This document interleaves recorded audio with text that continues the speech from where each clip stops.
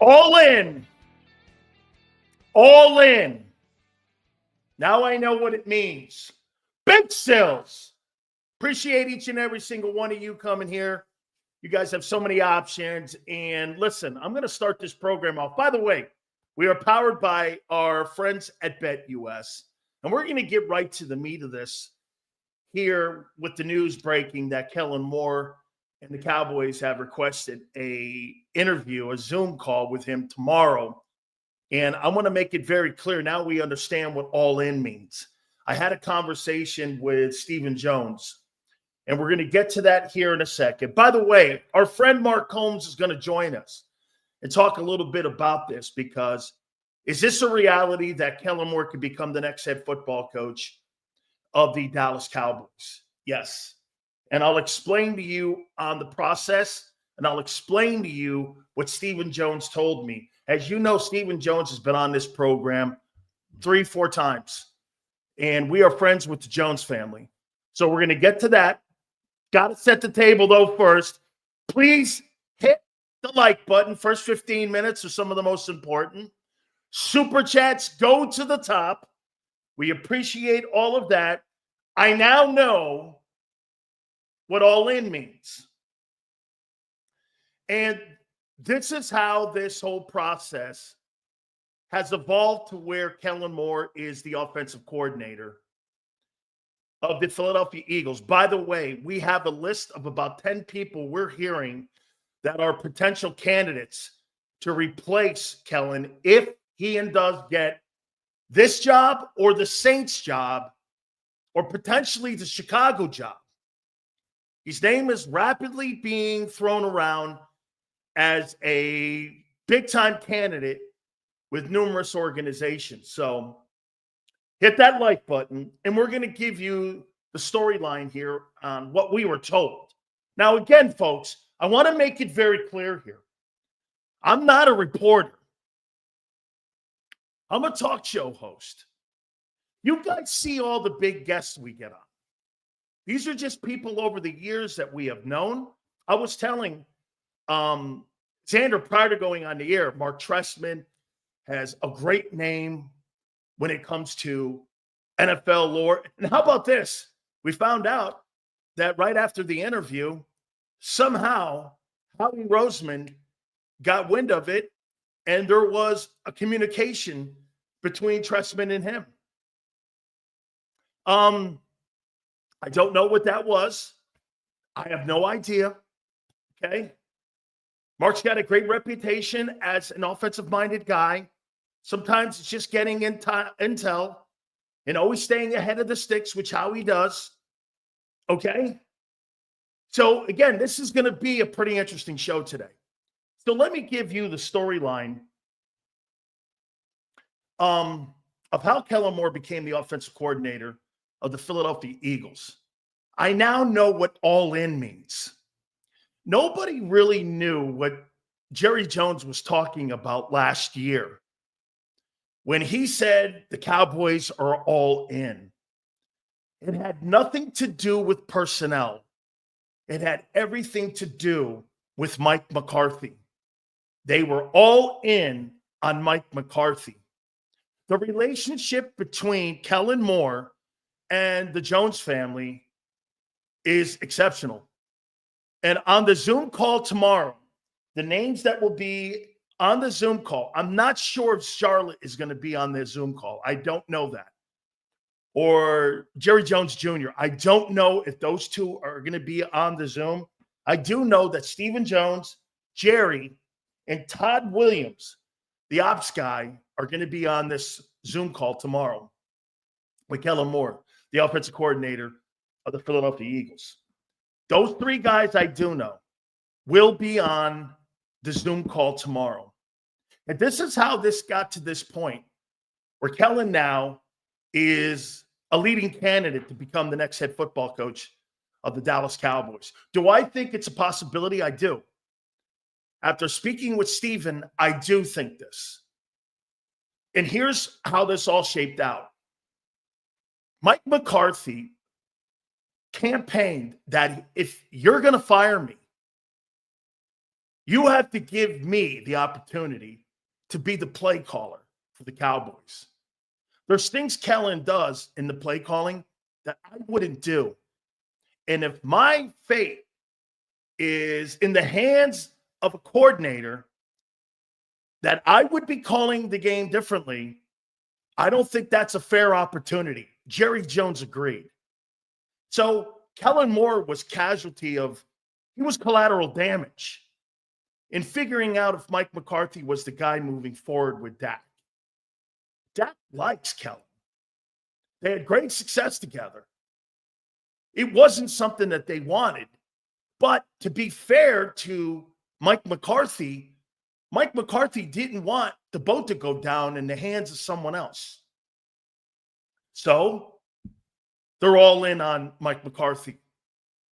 And in that process, Jerry realized, along with Steven, that they were going to get to a certain point. And that point wasn't going to get any better. You knew what you had. They don't think Mike's a bad coach. They just don't think they can elevate Dak Prescott to where they need to. Remember something. When Kellen Moore was the offensive coordinator in Dallas, and he had the personnel around him,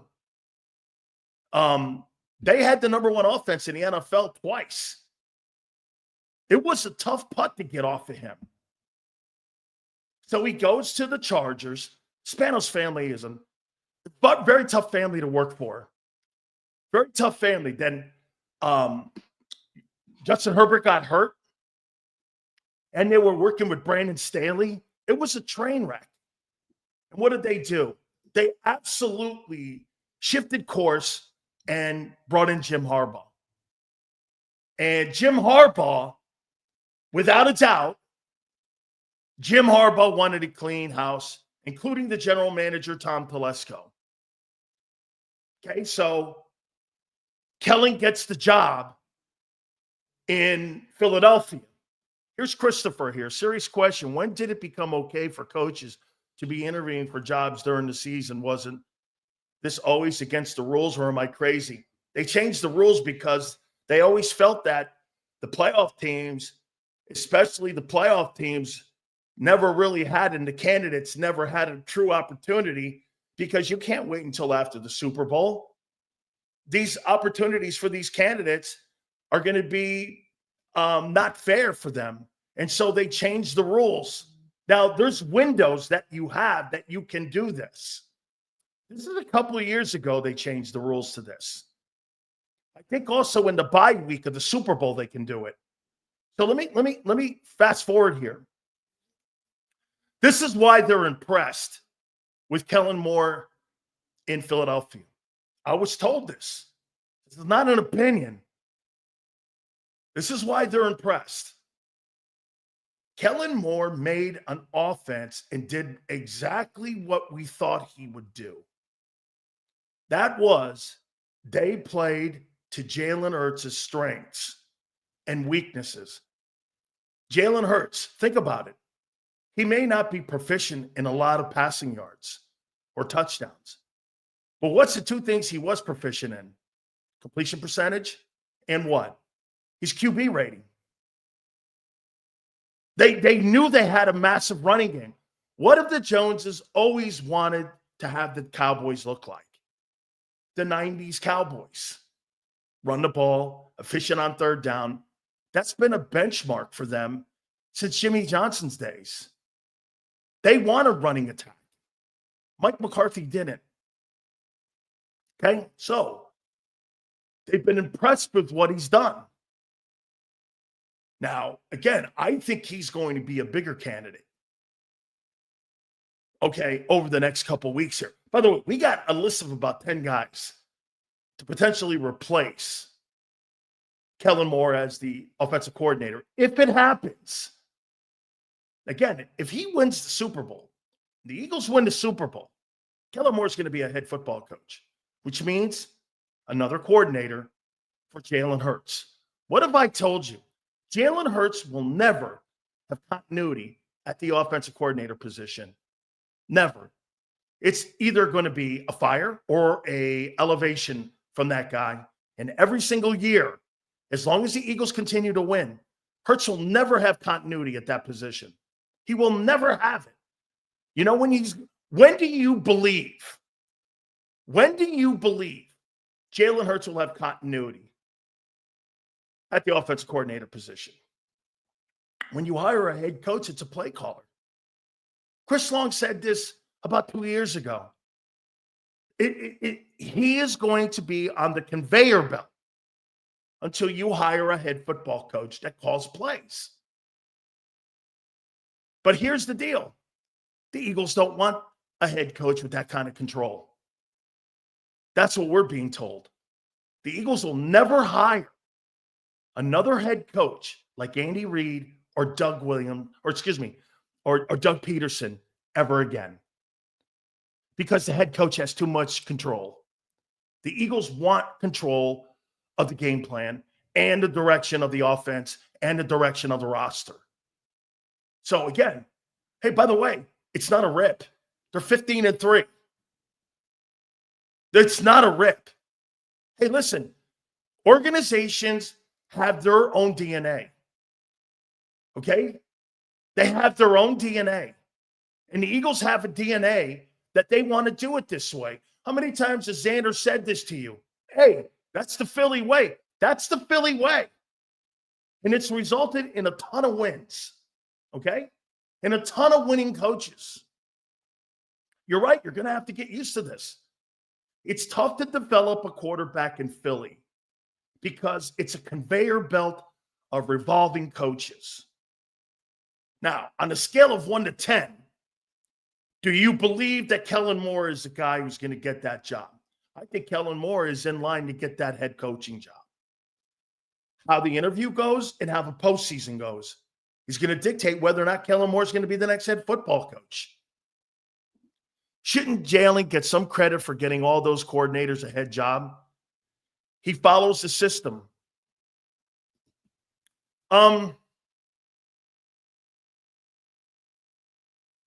Sure. The one thing that Hurts does exceptionally well, he doesn't fight the system. He goes along with what they're doing to benefit as long as the team is winning. Jalen bitches when the team's not winning or when he thinks something's not right. He'll bitch in a crazy way. It's kind of like eccentric way in how he does it. But for the most part, he relented, just like Troy Aikman relented. So again, I want to make it clear. Now I know what all in meant. I was told today what all in meant. Had nothing to do with personnel. Like everybody thought. How come you didn't get Derrick Henry? How come you didn't get this? How come you didn't get that guy? How come you don't get DeAndre Hopkins? How come you didn't go out and get an edge rusher? How come you didn't try to make a play for Myles? Because they were giving Mike McCarthy all in and his opportunity to save his job. That's what all in now meant. Nobody in the country knows it. I was told what that meant. I know what that meant now. I had no idea. I thought it was personnel too. Okay, I did. I thought it was personnel. They're all in. It's not what it was. They were all in on Mike McCarthy. So, that's where Kellen Moore is. Now, let's take a look at Kellen Moore in what he's done. Let's start it out with M. Reyes here. 15-3. You're in the divisional round. Do you understand how important that is in Dallas? When's the last time the Cowboys have been in the divisional round, let alone an NFC championship game? I mean, when's the last time they've been in that divisional round? I mean, they can't get out of a first weekend. Total offense, they're 8th. Average a little bit under 370 yards. Actually, if you look at Kellen Moore this year, he had a brilliant year.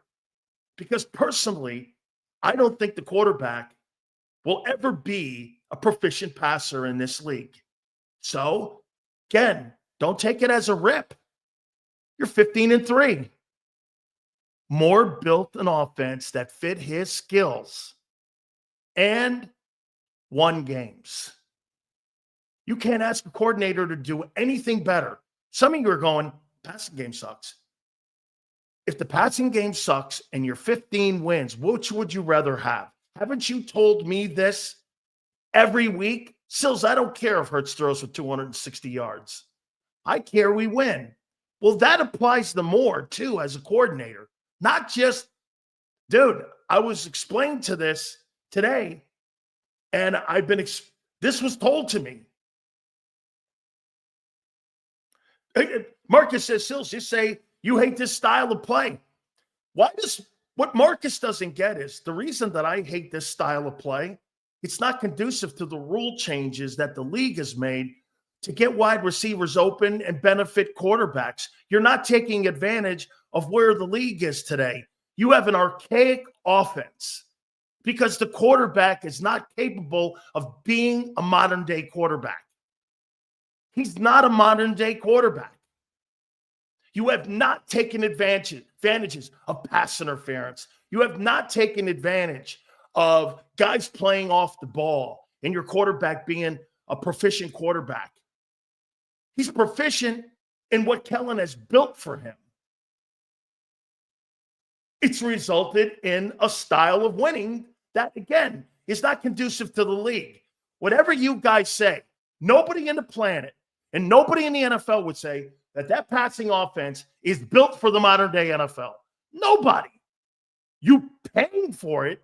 You're not excelling at it. Facts. Passing. Kellen Moore's passing offense was 29th. 187 yards a game. That's the quarterback. That's not the play caller. That's the quarterback. He had 19 weeks, 15 weeks. And this is what he did in those weeks. And this is what the offense transitioned into. Howie Roseman also, if you're going to blame Kellen Moore for the passing game, you need to blame Howie. Why? Howie didn't build this team this way. This is not how he built it, and this is not how Jeffrey Lurie paid for it. Okay? The Cowboys are impressed, as are other teams. You know why? Last year, Brian Johnson put up stats. This year, you're putting wins up. And you've moved on from a year ago. Everybody had a career year a year ago in that offense. And you didn't win enough games. Who would you rather be? Okay? Who would you rather be? By the way, this is not opinion. Rushing offense, 179 yards a game, which was second to the Ravens. They were seventh in scoring. They put up 27 points with a limited passing game. They're 3 points off of scoring 30 points a game. Crazy. Red zone, 13th. Look, if you give me those numbers outside of the passing, and then you give me they won 15 games, Kellen Moore built the offense that fit the quarterback's skill set. And the quarterback was cool with it. And the quarterback adapted to it. What's not the truth? What's not the truth? You might be the most dominant team in the playoffs. What's not the truth?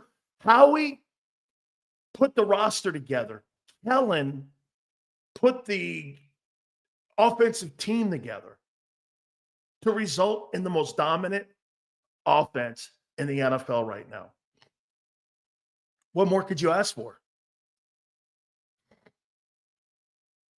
Third down or 10th. That's correct, Abe. Kellen made a formula out of Howie's spices, and it's working. That's what a coordinator's job is not about how the quarterback looks. It's about winning ball games.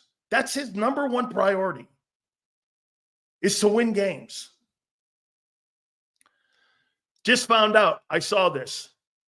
Just found out. Hurts is 3-0 in the playoffs when throwing under 250. Actually, the stat goes like this. When Jalen Hurts throws for over 200 yards, the team is 0-3 and wins. When Jalen Hurts throws for under 200 yards, they're 3-0. Okay? And wins. Try that stat out. Say it again to you. When Jalen Hurts throws for over 200 yards and wins in the playoffs, okay, they're 0-3. When he throws for under 200 yards in the playoffs and wins, he's 3-0. Okay? That's a sample size. So you could put that with all the things that I've been telling you. If that guy throws for a shitload of yards, you're losing. If they're proficient, 150 yards passing, 160, 50 rushing, they're going to blow the Rams out. If he's throwing the ball 38 times, Rams are winning. That's not what the formula is. That's not your identity after 19 weeks. You're not all of a sudden going to reinvent the wheel in week 19. That's not what it is. You are not going to rely on a massive passing game. You're going to rely on beating the fuck out of people and beating people up, which you have been exceptional at. Stick to it. You're the Broad Street Bullies too. There is nothing wrong with that, and I actually love that. I said this to you 2 days ago about the Rams' chances. Matthew Stafford has got to play out of his mind on Sunday. And the Eagles have to just absolutely flop around on Sunday to lose. I've buried my Friday prediction to you already. Okay? So, I mean, the Eagles just have to go and do their job. Just go do your job. Okay, here. So, did Kellen Moore have a great year? They're 15-3 with a shot at getting to the NFC Championship game. You tell me. Well, still, he didn't make the quarterback. Hey, I said that too. But when you hear other organizations talking about Kellen Moore, that's an organizational thing on how they see Hurts. Hey, the things that Mark Trestman said about Jalen, leadership, he's got great intangibles, all of that. He's impressive. A lot of organizations in the NFL think the same way. I know this. Talking to the Cowboys, the Pittsburgh Steelers love Jalen Hurts. They love Jalen Hurts. Steelers are in love with him. Okay? I hadn't heard that before. They are in love. Mike Tomlin thinks the world of him. Just so you know, I heard that today. It's like, wow, okay. His reputation around the league with personnel people, and you know what I think it is? M. Rice talks about the intangibles of Hurts. You know what the intangible is? He listens. He takes people and he takes an organization by saying, I'm going to do this to put you in a position to succeed. Hurts listens instead of fighting them. You know what he does that is really a testament to him? The least amount of resistance gives me the best formula for success. And he subscribes to that. Bully ball is the Philly way. It sure is. So, which OC out there do you think? I'm going to get to that. I got a list of 10, Philly, Don. I've got a list of 10. Be able to work with Hurts' talents if more leaves. I've got a list of 10 people that I've been told that some of these names are in the conversation, okay? So I'm going to get to that list in case he does leave. Now, again, Kellen Moore is a hot candidate right now. Is he as hot as Ben Johnson with Detroit? No. I heard something that John McMullen said about Ben Johnson. He's not taking that Detroit offense. They're not looking at the skill set when you're looking for a job or a potential head coach. They're looking how they put people and how they get people open. And they're looking at play designs on how you do these things. Everyone knows if he gets a head coaching job, you're going to get a head coaching job at one of the places that one of the head coaches previous were fired at, which means what? There's limited talent there. He's coachable, plain and simple. Absolutely. Josh, I can't tell you what an intangible that is.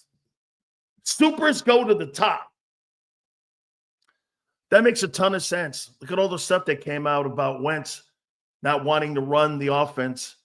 They ran the Super Bowl because Foles was successful with it. Quarterbacks can destroy a room. Absolutely. Especially, Christopher, when you're fighting it. I learned a lot today talking to some people. I learned a lot. When you listen to another organization talk about Jalen and talk about the way the Eagles are winning and how they see Kellen, they don't see Kellen like you do. Some of you guys were saying that Kellen Moore had a shitty game plan. How could a shitty game plan be versus the Packers when you win by 11? In a wild card game where the Cowboys can't even get out of the wild card, and they were destroyed by Green Bay last year. That team, almost that same exact team, went into a 12-win Dallas Cowboy team and beat the pants off them. And it wasn't close. That game on Sunday wasn't close, except for the fact you keep teams in because the passing game is not as proficient as it needs to be. The only reason games are close in Philly is because you are one-dimensional. But that one dimension is exactly what Mark Trestman said yesterday. In the winter months, in playoff football, you run the ball. And if you can run the ball, you are going to win playoff games. Philly's built to win playoff games because they run the ball. And Hurts is 68% in the passing game. Dude, whether he throws 8 passes or 14 passes, they're just looking for 7 out of 10 footballs being completed. Again, I mean, here's Hurts' and Kellen Moore's offense. Hurts, do you understand something? That I believe, if I'm not mistaken, I think Jalen Hurts had 248 completions. Isn't that the least amount of completions he's ever had in his NFL career this year? Isn't it funny? I'll make this point to you. Mark Trestman brought this up. Take a look at the completions this year for Justin Herbert and for Josh Allen. They're down. Both players win 10 or more games this year, throwing the ball less. Hurts won 14 games, 15 games, throwing the ball less. That's got to apply to him too. That's got to apply to him. Allen threw it less. Herbert threw it less. Hurts threw it less. All those teams won 10-plus games. Did they not? Right? And what did they all have in common? Well, I mean, Allen has to be the offensive runner. Bush was pretty good in Buffalo this year. They had a really good running attack in Los Angeles this year. And of course, they had a great running attack in Philly. Just telling you, Barkley, 345 carries this year, more than 70 carries in any regular season in New York. 2005, almost 6. Look at me. Guys, let me circle this number here. When you got a guy running the ball at 6 yards a clip, why throw it? Kellen Moore is going to ask you the question. So you're telling me every 2 times that Saquon Barkley touches the football, he's gaining 12 yards. Why would I have a higher percentage play in throwing the football when I don't have to? Tom Brady would tell you, what's the end means? So what? I can look good on a stat sheet?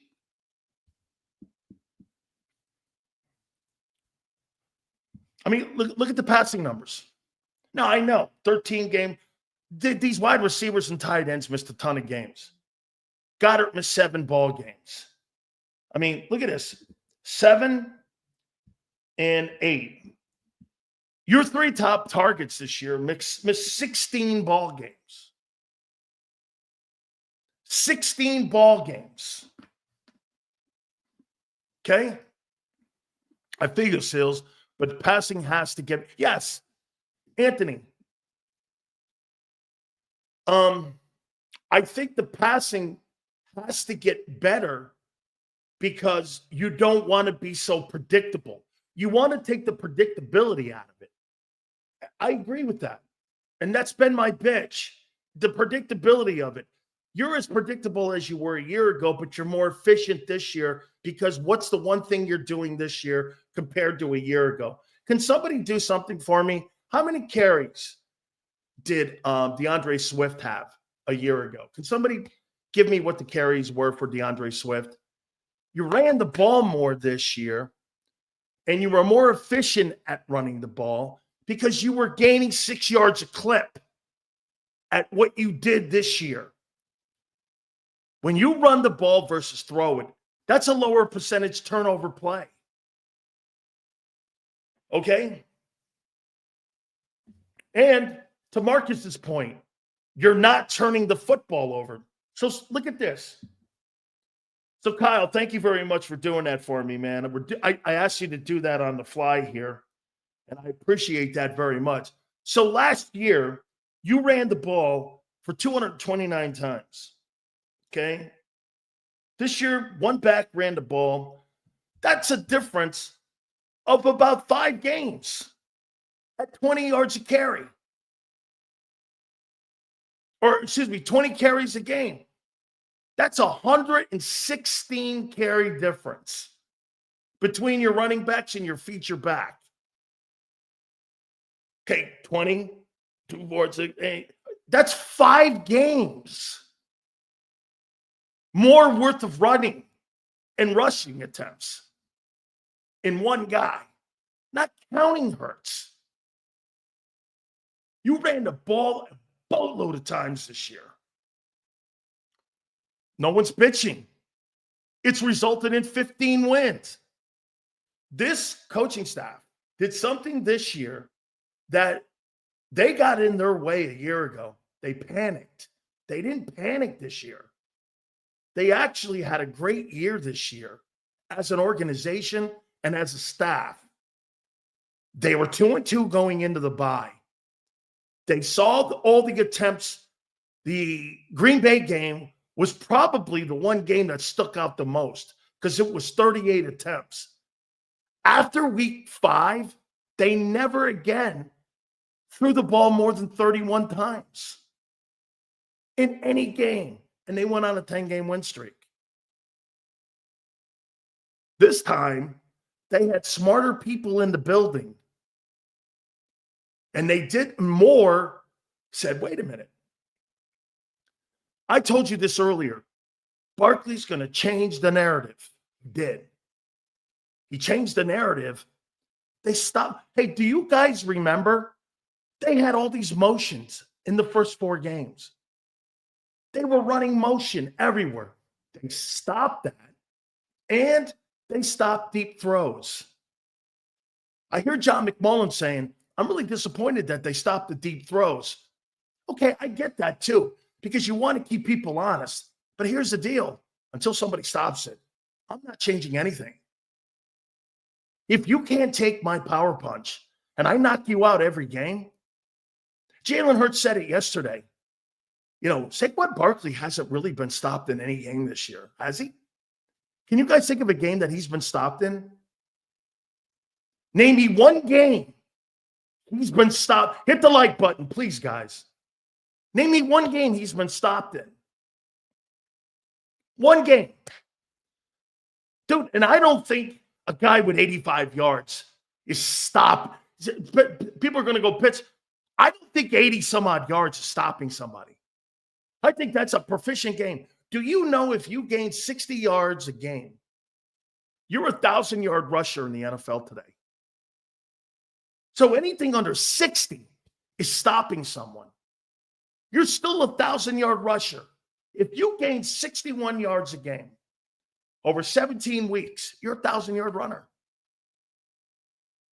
It's only 60. Okay? So that's stopping somebody. 45 yards, 50 yards. Okay? So let's go here. What do I think the chances that Kellen Moore gets the head coaching job in Dallas? Cleveland game, okay. One game out of 19 ball games. Or 16 ball games, whatever, 18 ball games, whatever, because he didn't play the final one. Okay? Listening to Stephen Jones talk to me, what do I think the chances of him getting that job are? I think he's one of the top 3 candidates. I think Deion's in that conversation. I think Kellen's in that conversation. I don't buy the Robert Saleh stuff. They like him a lot because Mike Zimmer might retire.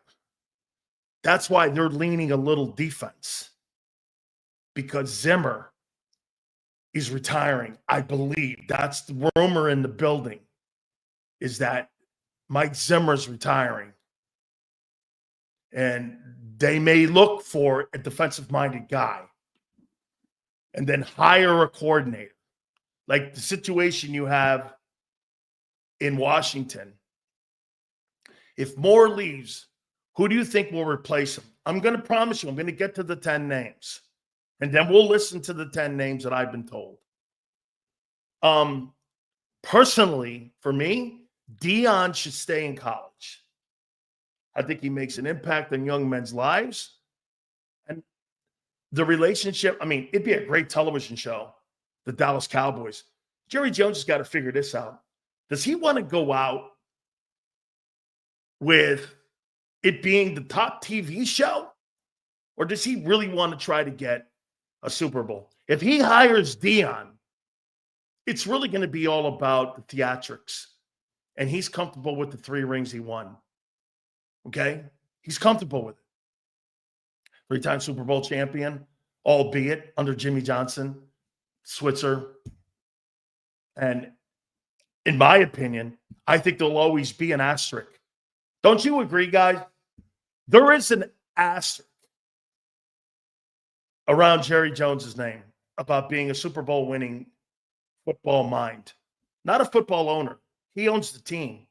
Those are his trophies too. Okay? He's responsible. But as a football man, he had no bearing at all except for paying them and paychecks. He had no say in any personnel decisions under Jimmy Johnson. None. Jimmy was the director of football operations. He was the president of operations for football. He ran the entire football team when it came to the football side. And Jerry ran the business side. That was the agreement for him to leave Miami. I know, I was there. So his average passing attempts, this is 26.35 per game. But the Eagles don't have to do that. Nobody has stopped him. Now, yes, he hired Jimmy. He gets credit for the business side of the football operations. Absolutely. Absolutely, he gets credit for hiring Jimmy and for the brand continuing to grow. That's why he's in the Pro Football Hall of Fame and the league growing. He's P.T. Barnum, no question. But he's been the worst general manager in 30 years. Would you not agree with 4 playoff wins? The Bengals have more playoff wins. I don't know, man. I mean, I could make an argument the Jags have won more playoff games or as many. I mean, there's really not a football direction. Now I found out what all in meant. Okay? Guys, all in meant they were all in on McCarthy. Nobody around the media people know this but me today. So when you start to hear that, you'll know where you heard it from. Okay? All in meant when they pushed Kellen Moore out, they pushed him out because McCarthy politicianed. For him to, if the ship was going to go down and he was going to lose his job, he was going to lose his job as a play calling head coach. And that's why Jerry moved off him. Now, do I think Kingsbury's name could be somebody that could be in? I do. In Dallas. You've got to have a play-calling head football coach today in the NFL to stop the conveyor belt of coordinators if you're trying to develop a young quarterback. Jalen Hurts has the inevitable task of trying to pick up. Did you not hear Mark Trestman yesterday, what he said? Being a coordinator is a feel. Can you imagine this? It's like having a different wife every year. You don't know their likes. You don't know their dislikes. And every year, you've got to go through finding out what they like and what they don't like every year. And you got to figure that out. How frustrating that must be. It's always in a comfort zone when you've been married a long time. You walk in the house, you kind of know what to expect. You don't know that in Philly. You don't know what to, get this, you have no idea what the offense is going to look like next year, do you? I know what the offense is going to look like in Kansas City. I know what the offense is going to look like in San Francisco. I know what the offense is going to look like in Green Bay. I know what the offense is going to look like in Los Angeles with McVay and now with Harbaugh. I don't know in Philly. You have no idea what the offense is going to look like. And get this, most importantly, Jalen Hurts doesn't know. How can a quarterback grow? You say regression, and Hurts has regressed.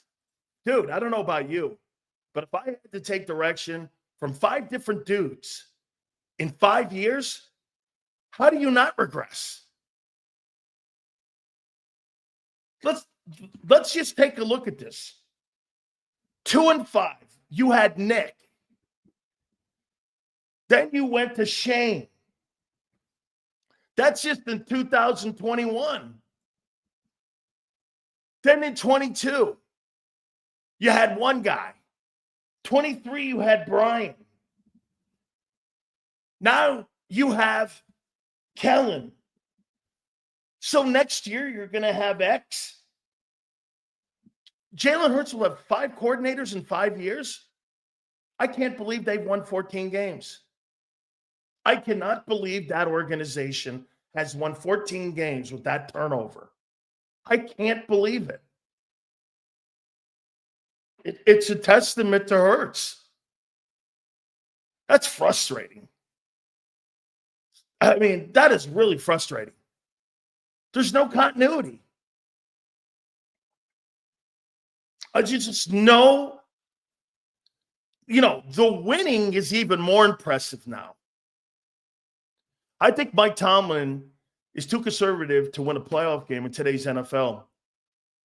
He will get you there, but it doesn't change that he won't win a Super Bowl again. I just, Dirty D, I think it's got a lot to do with the guy you're tied with at the hip. They need a quarterback in there, and I don't think they have one.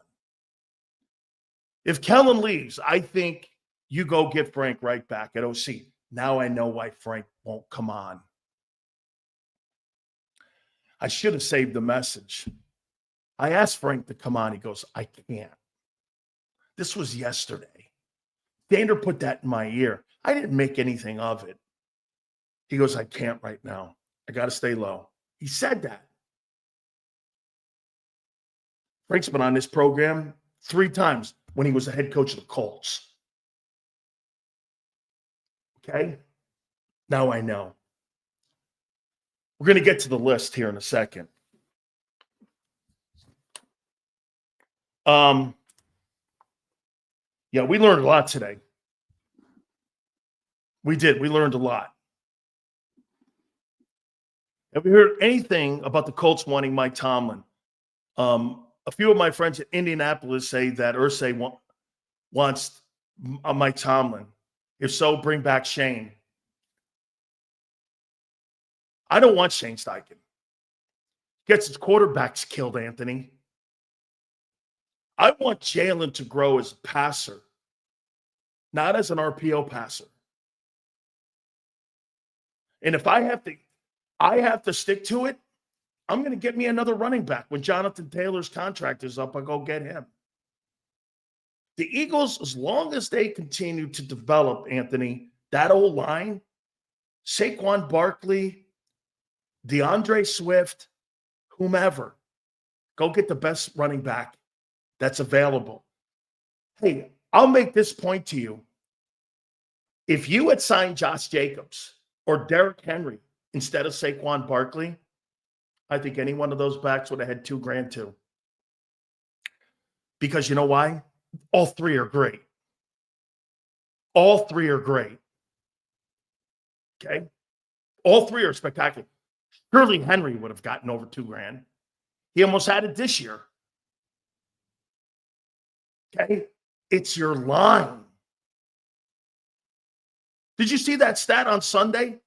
Point of contact is 2.5 yards past the line of scrimmage. So they're not touching Saquon Barkley for almost 3 yards into the line of scrimmage. No wonder he's averaging 6 yards a carry. I'm not saying Saquon's not a super talented kid. I am not saying that. I am not saying that. I'm saying go get Jacobs, Henry, or Barkley. You're 15 wins no matter what, whether the name on the back of the jersey is Barkley, Jacobs, or Henry.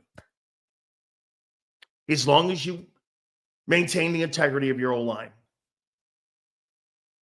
2.5 yards before contact? I don't give a shit who he is. Give a shit who he is. So let me get to this list.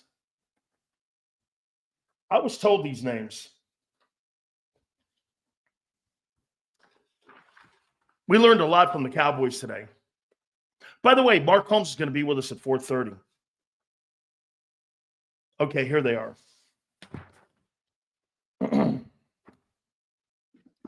Let me get a piece of paper because I want to hear your comment. Please hit the like button, guys. What we're doing today, we're doing true football talk. Okay? This is not about style of play. This is about the direction of the Eagles, the development of Hurts, and the continuity in your offense. All right? So here are the names.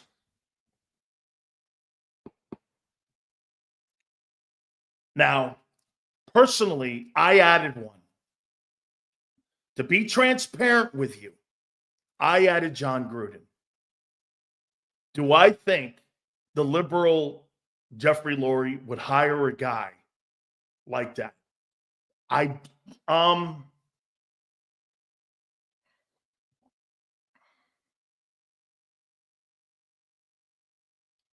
You brought Vic in. Okay? You brought Vic in after murdering those dogs. And he was a pariah.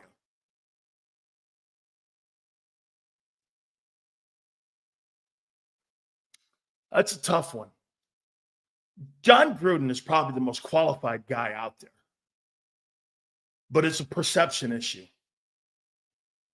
Okay, it is. You kept Riley Cooper after that whole mess of him being racist at that concert. You know, at first I was going to say, well, if Vic was white, he probably wouldn't do it. But because Vic was black, then I thought, well, wait a minute. He kept Riley Cooper on the team. So I don't think so. I think that's a conversation you should have. That's my opinion. Okay? That's my opinion. I mean, I think you should have that. But I don't, that wasn't one of the names that was conveyed to me. So, obviously, the relationship that Frank Reich and Nick Sirianni has, and the organization loves Frank. And I'll tell you why. Do you remember? And please do me a favor, Xander, we have the audio for it. When Frank Reich came on the program, this is when he was the head coach, he made these comments. I asked him, Frank, who reached out to you about potentially hiring of Nick Sirianni? He said, the owner. And then Howie followed up. So the owner reached out to Frank and said, this was all during the conversation about Wentz going to Indianapolis. This is on public record.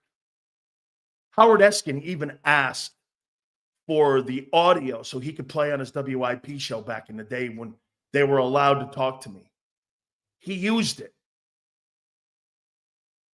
And he said the owner reached out to him, Frank, and Frank recommended Nick to be the head coach. And then what did Frank say? Frank said on our program, if you know how to navigate through the halls of the Eagles, you're going to have success there. You have to know the room. And it implied to me that Doug fought the room. And Nick hasn't fought the room. Lincoln Riley would be an absolutely atrocious hire to be the head coach of the Eagles. He sucks as a coach. Stop with that. He stinks. And John Ritchie recommending that was never a reality. What in the world has Lincoln Riley won? Nothing.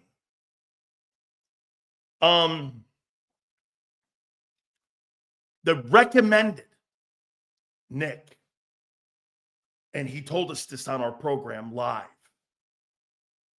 So Frank, now here's my issue with Frank. We go back again to the Kellen Moore stuff. Frank Wright is a former teammate of mine, and I love him, and I've been friends for over 40 years. Frank Wright's a drop-back coordinator. Is that the right fit for Hurts' skill set? Kellen Moore had to adapt because he's a drop-back OC. Would Frank be willing to do the things that they're doing now? Okay? Would he be willing to do that? Then you have that conversation. Kellen Moore has completely changed his DNA this year. Do I think he wants to? I don't think he wants to. But it's for the benefit of the team, and they've won 15 ball games. And because Frank sees the roster, I think Frank would change. It would be a dramatic change. This guy worked with Rivers. And who is the one guy that Jalen Hurts watches film on to this day? Who? Phillip Rivers. And where did he get and have his most success? What offensive coordinator in San Diego? I was there for it.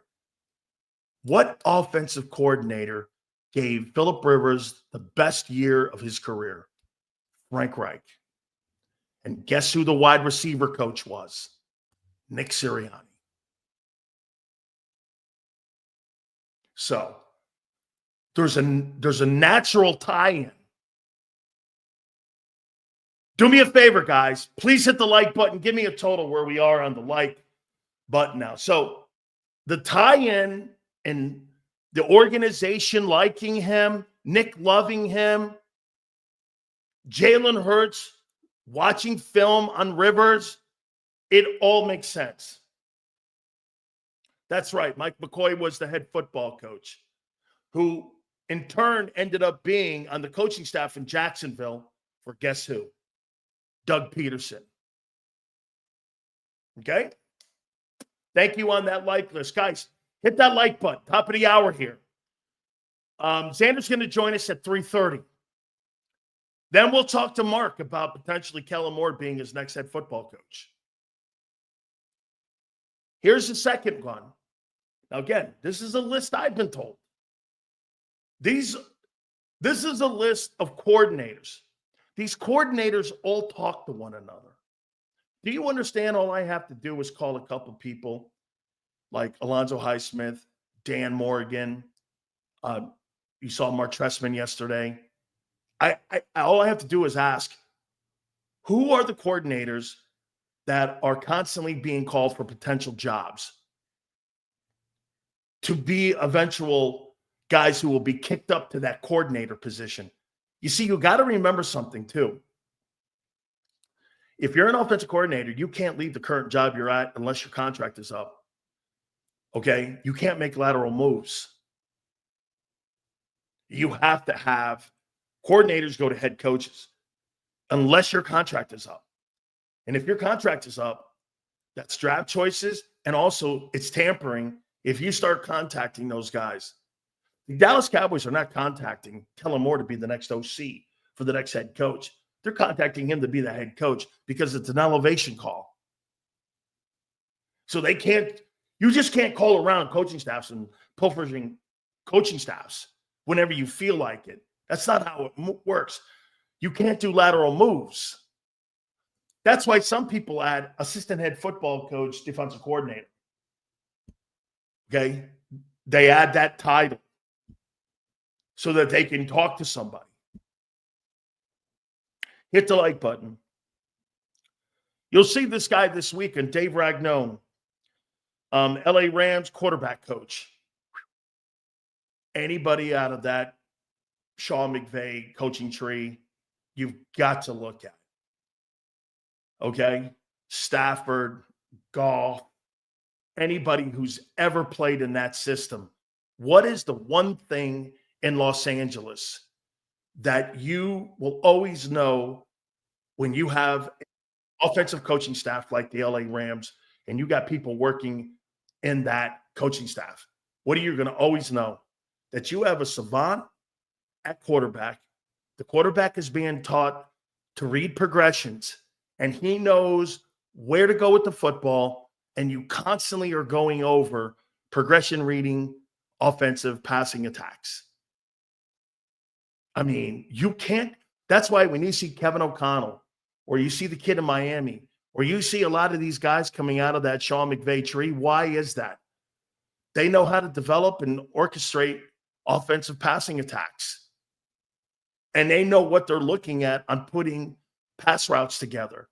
They know how to put proper coaching staffs together because they're looking at schematically what guy will put good routes together. Okay, go with it. There's another guy, passing coordinator, Nick Caley. Okay, those two guys on the Rams, I would have no problem interviewing for the offensive coordinating job. And those are two dudes that could elevate Hurts' passing game. Dude, I really don't need a lot of help. I got Jeff Stoutland in the run coordinator. Hey, look, Jeff Stoutland's the run coordinator on your football team. Do you really think you need to fuck around with that? No. He's been successful with Miles Sanders. He's been successful with DeAndre Swift. He's been successful with Saquon Barkley. Why would you fuck with that? Why would you mess with that? I'm not messing with that. I need a passing guy and a guy who has a feel for the game. Now, here's a guy. You tell me what you think of this. Who's the next best guy in Baltimore? You can't hire Todd Monken to be the coordinator. Who would you hire off that staff to be your coordinator that fits Jalen Hurts' skill set?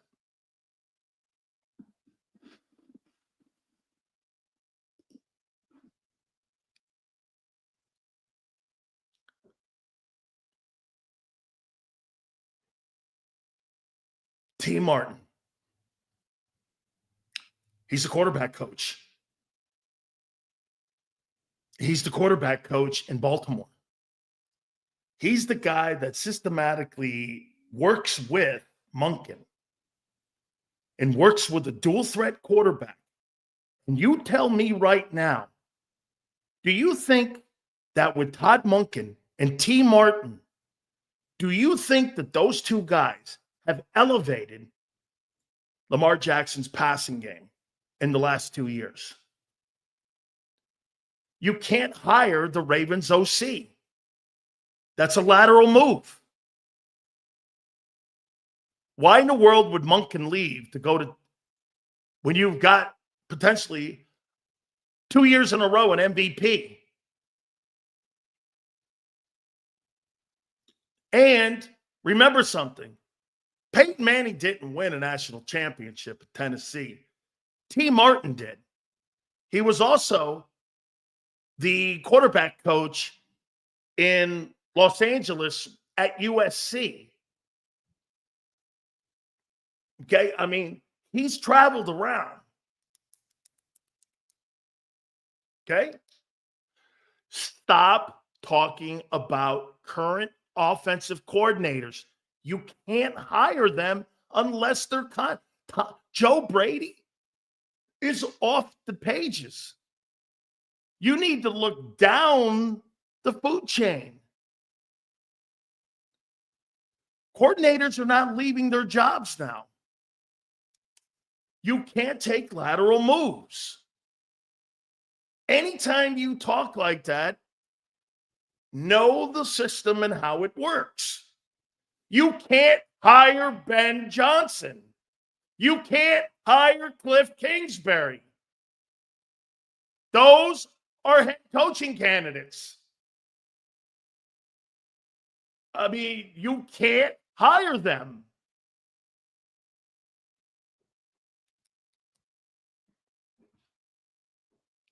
I mean, okay, you can't hire Monken.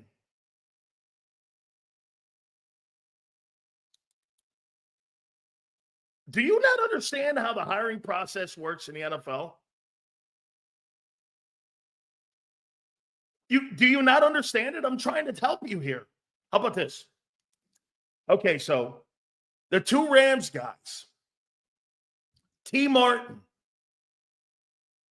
How about this? Kevin Patullo elevating him. He's the Eagle passing coordinator now. What do you make of Kevin Patullo? What do you make of Kevin Patullo? Okay? What about Kevin Patullo? Now, wait a minute. Before you say no thanks. So that means you wouldn't want Kellen Moore back. That's continuity. Some of you are going to be a little gun shy because of what happened with Brian Johnson, right? You can't have that. Don't be gun shy. The quarterback coach is trash. How do you know this? You're 15-3. Don't you want continuity? Don't you want stability? I mean, don't you want that?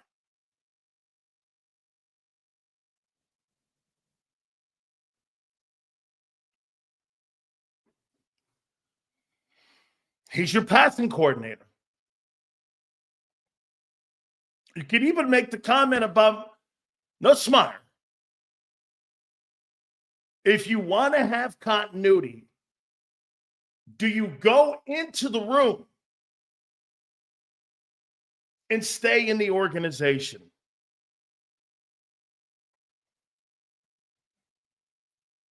Here's another one that the Eagles like. Mike Kafka, Giants offensive coordinator, works with Brian Daboll. Worked, if I'm not mistaken, with Josh Allen, too. Don't blame Brian Daboll and the offensive coaches for the inability of Joe Schoen and the organization not to get the quarterback position right. Now, do I think Brian Daboll had something to do with the contract extension when they gave the quarterback that $150 million? I do. I mean, Daniel Jones did not deserve that. So Mike Kafka's I know a lot of people like him. I'm not high on him. Okay, I'm just not high on him. I think you did draft that dude.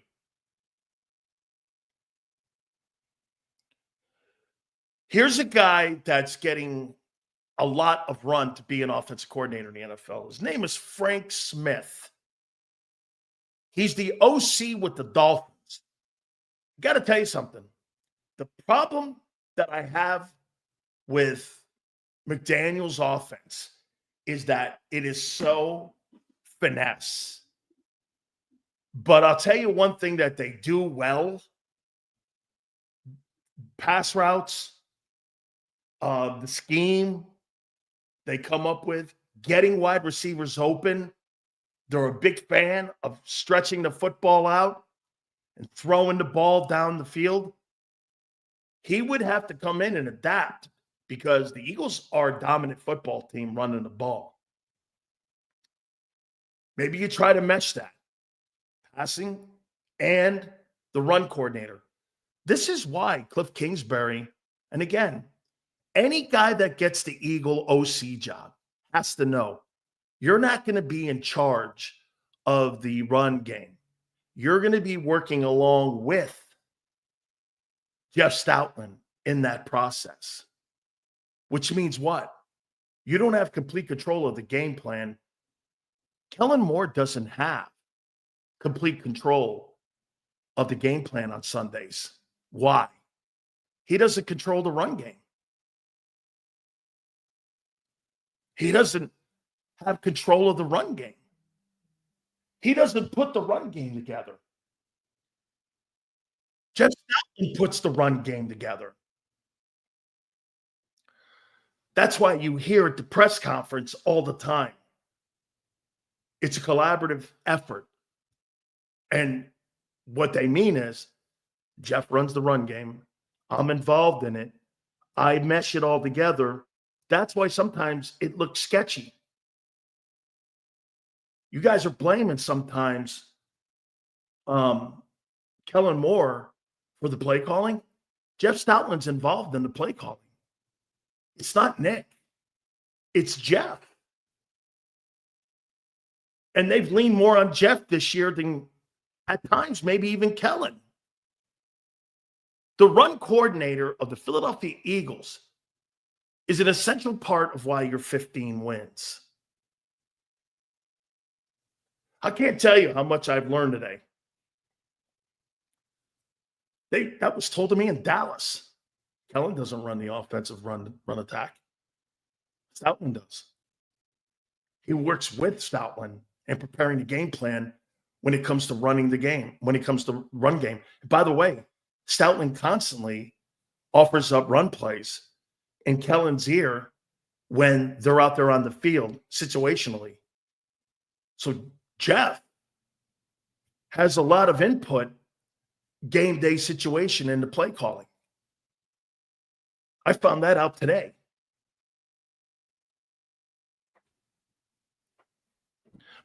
By the way, I don't have a problem with it. Everyone's working together. This is why you hear Hurts say this. I didn't call that play. That's a Kellen Moore question. I thought it was odd yesterday when I heard that. And after talking to everybody today, I understand it now. I understand it.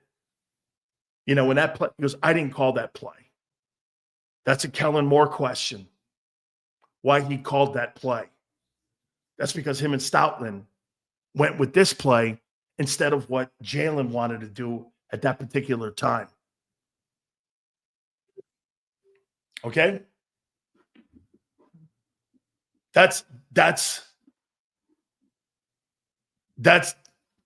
kind of how it's been explained to me here today.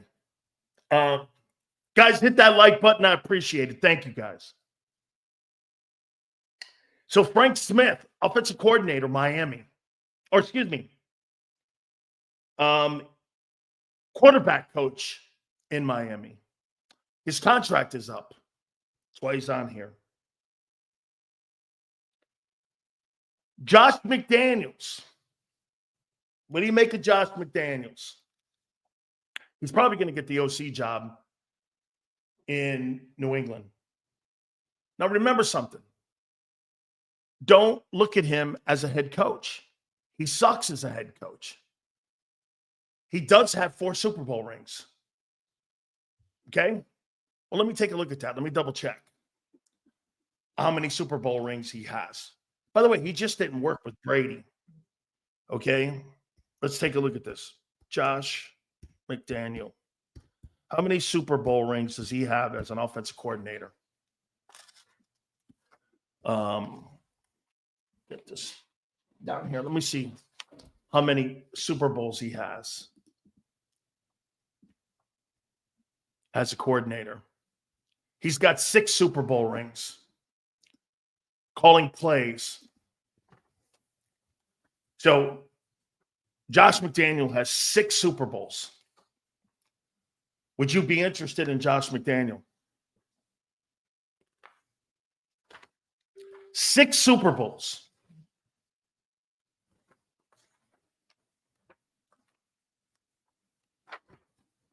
Six. You think he's seen some things? Okay. You think he's seen a few things or not?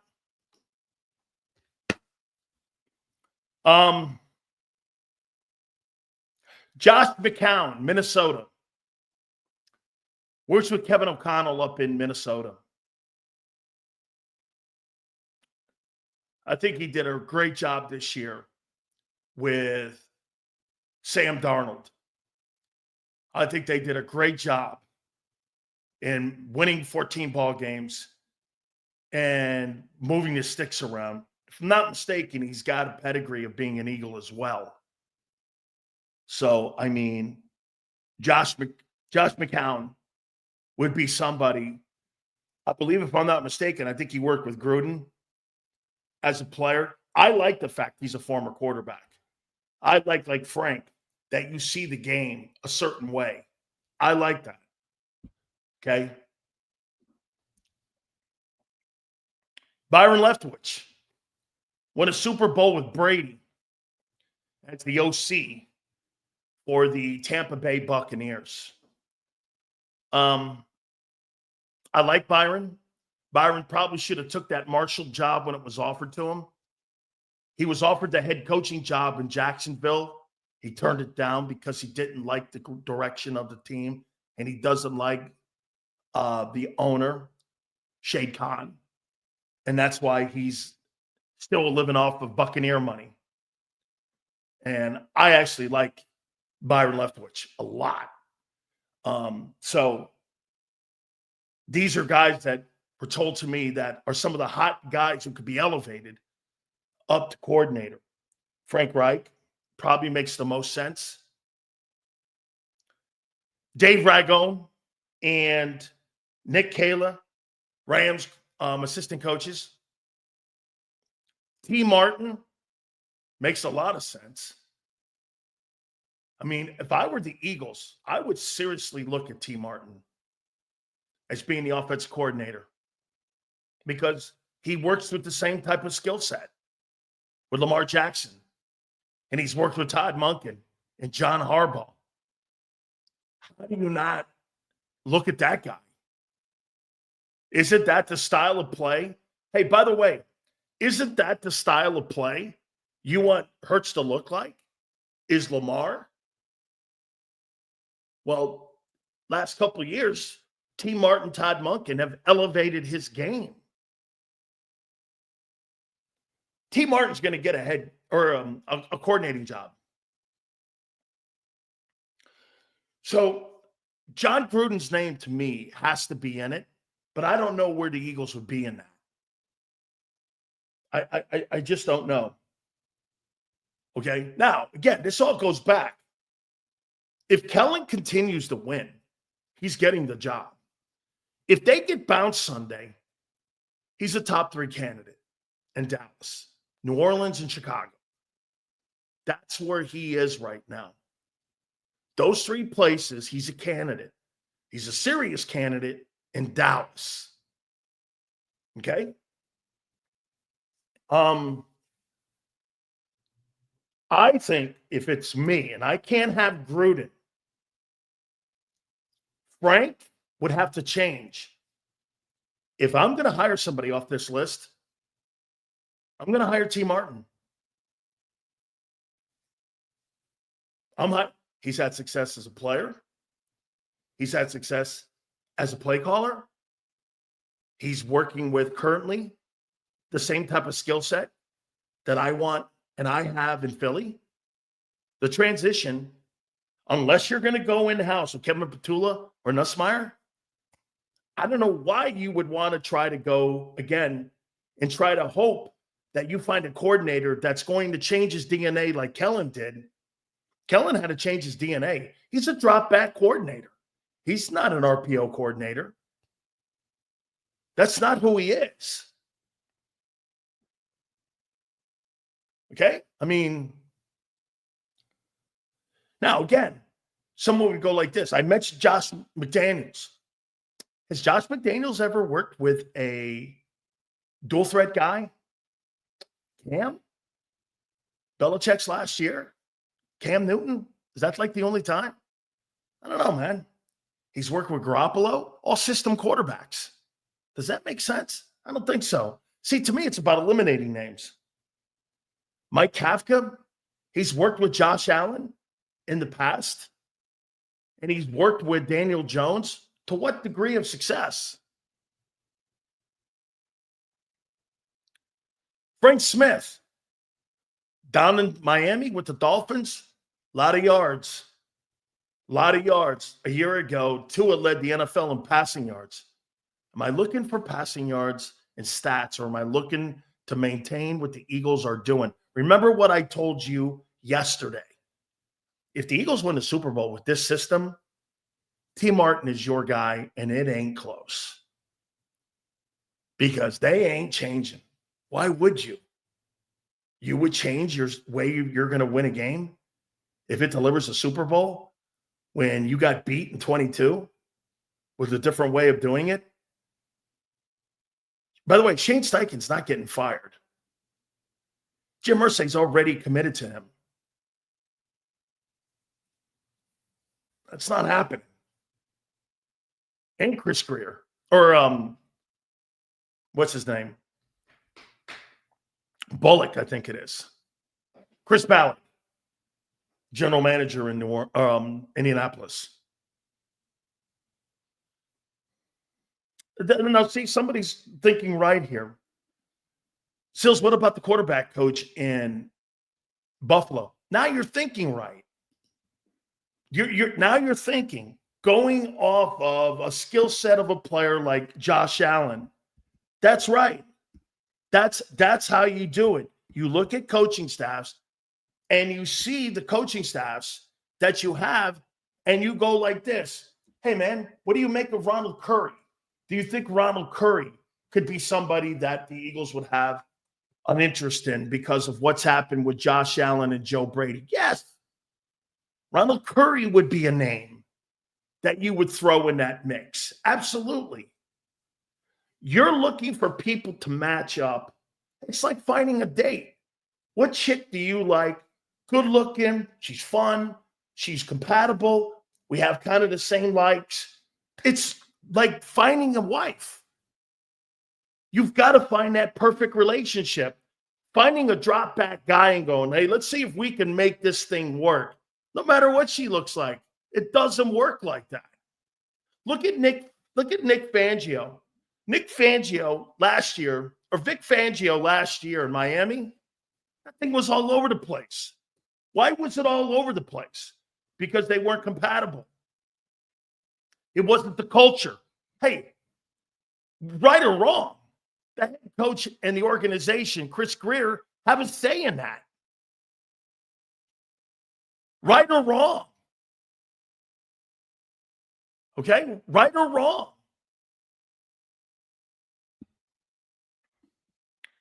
Me, here's my top 3 guys. Frank Reich,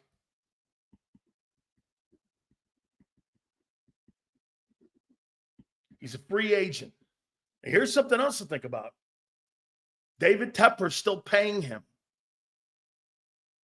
He's got another $6.5 million. Frank don't have to take a gig. It's either 2 years or 1 year. I could be 2 more. Frank don't have to do shit. He's making a ton of money right now. Still with that, Cliff Kingsbury doesn't have to take a job. He's still getting paid from Arizona. He's going to be very selective on where he goes. John McMullen's right in one aspect with Ben Johnson. Ben better pick the organization, the front office, then the quarterback.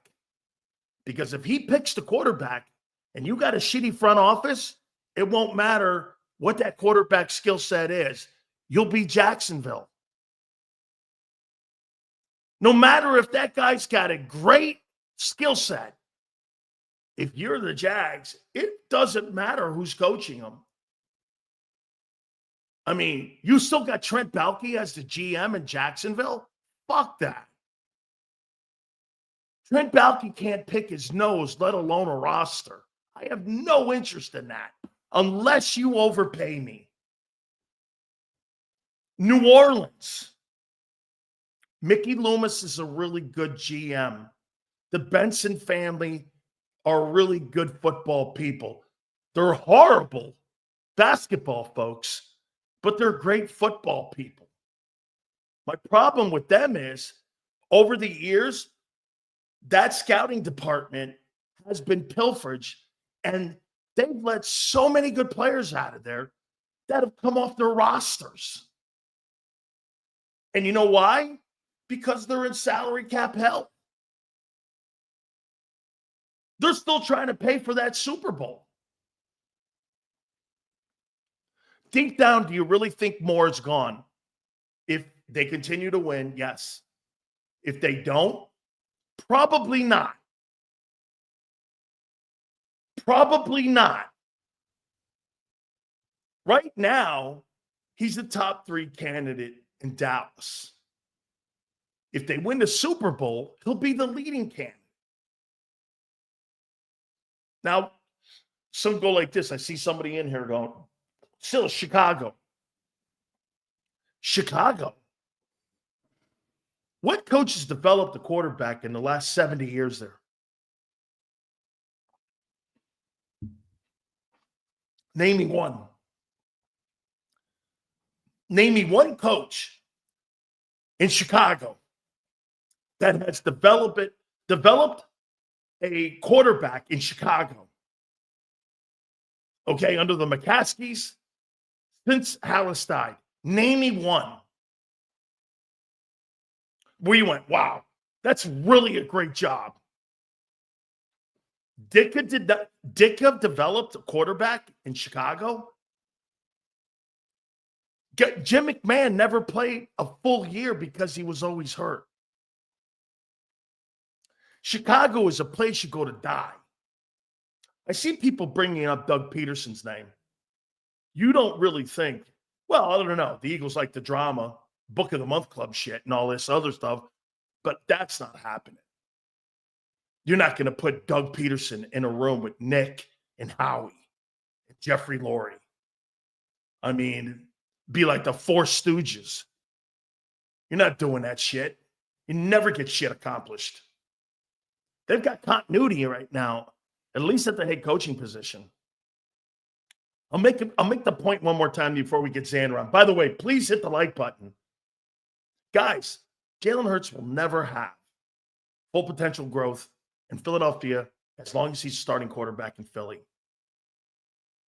He will never. Why? The constant voices in the room change yearly. I think it's pretty remarkable that he's won as much as he has. I mean, this guy gets a girlfriend every year in Philly. Some he likes, some he kind of likes. One he really liked. One he probably hated. Hey, let me ask you one last question before I get Xander on. Do you really think that deep down inside, Jalen Hurts likes Kellen Moore's style of play? Do you think that? I heard him say it's all about winning. Well, that's not the case for AJ. AJ wants to win his way. Do you think deep down inside, when he sees all these guys throwing the way that they're throwing for all those yards, do you think deep down inside, he looks at Kellen Moore and says, man, I really like this style of play? He's questioned weekly on it.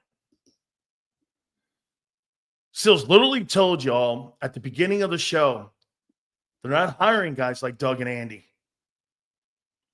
The puppet stays. Dude, Nick Sirianni's getting a contract extension. Stop talking about replacing him. Unless this guy goes insane on the sidelines on Saturday or Sunday, that guy's your head coach the next 3 years. He's getting a contract extension. Okay. So I hope I've laid this out to you here. Tomorrow on the Zoom call, Stephen Jones, Jerry, and Todd Williams, the director of operations. I don't know if Charlotte will be there, but I know those three, and I don't know if Todd's asking questions. It'll be a Zoom call tomorrow afternoon with the offensive coordinator of the Eagles. All right. All that being said, we appreciate it.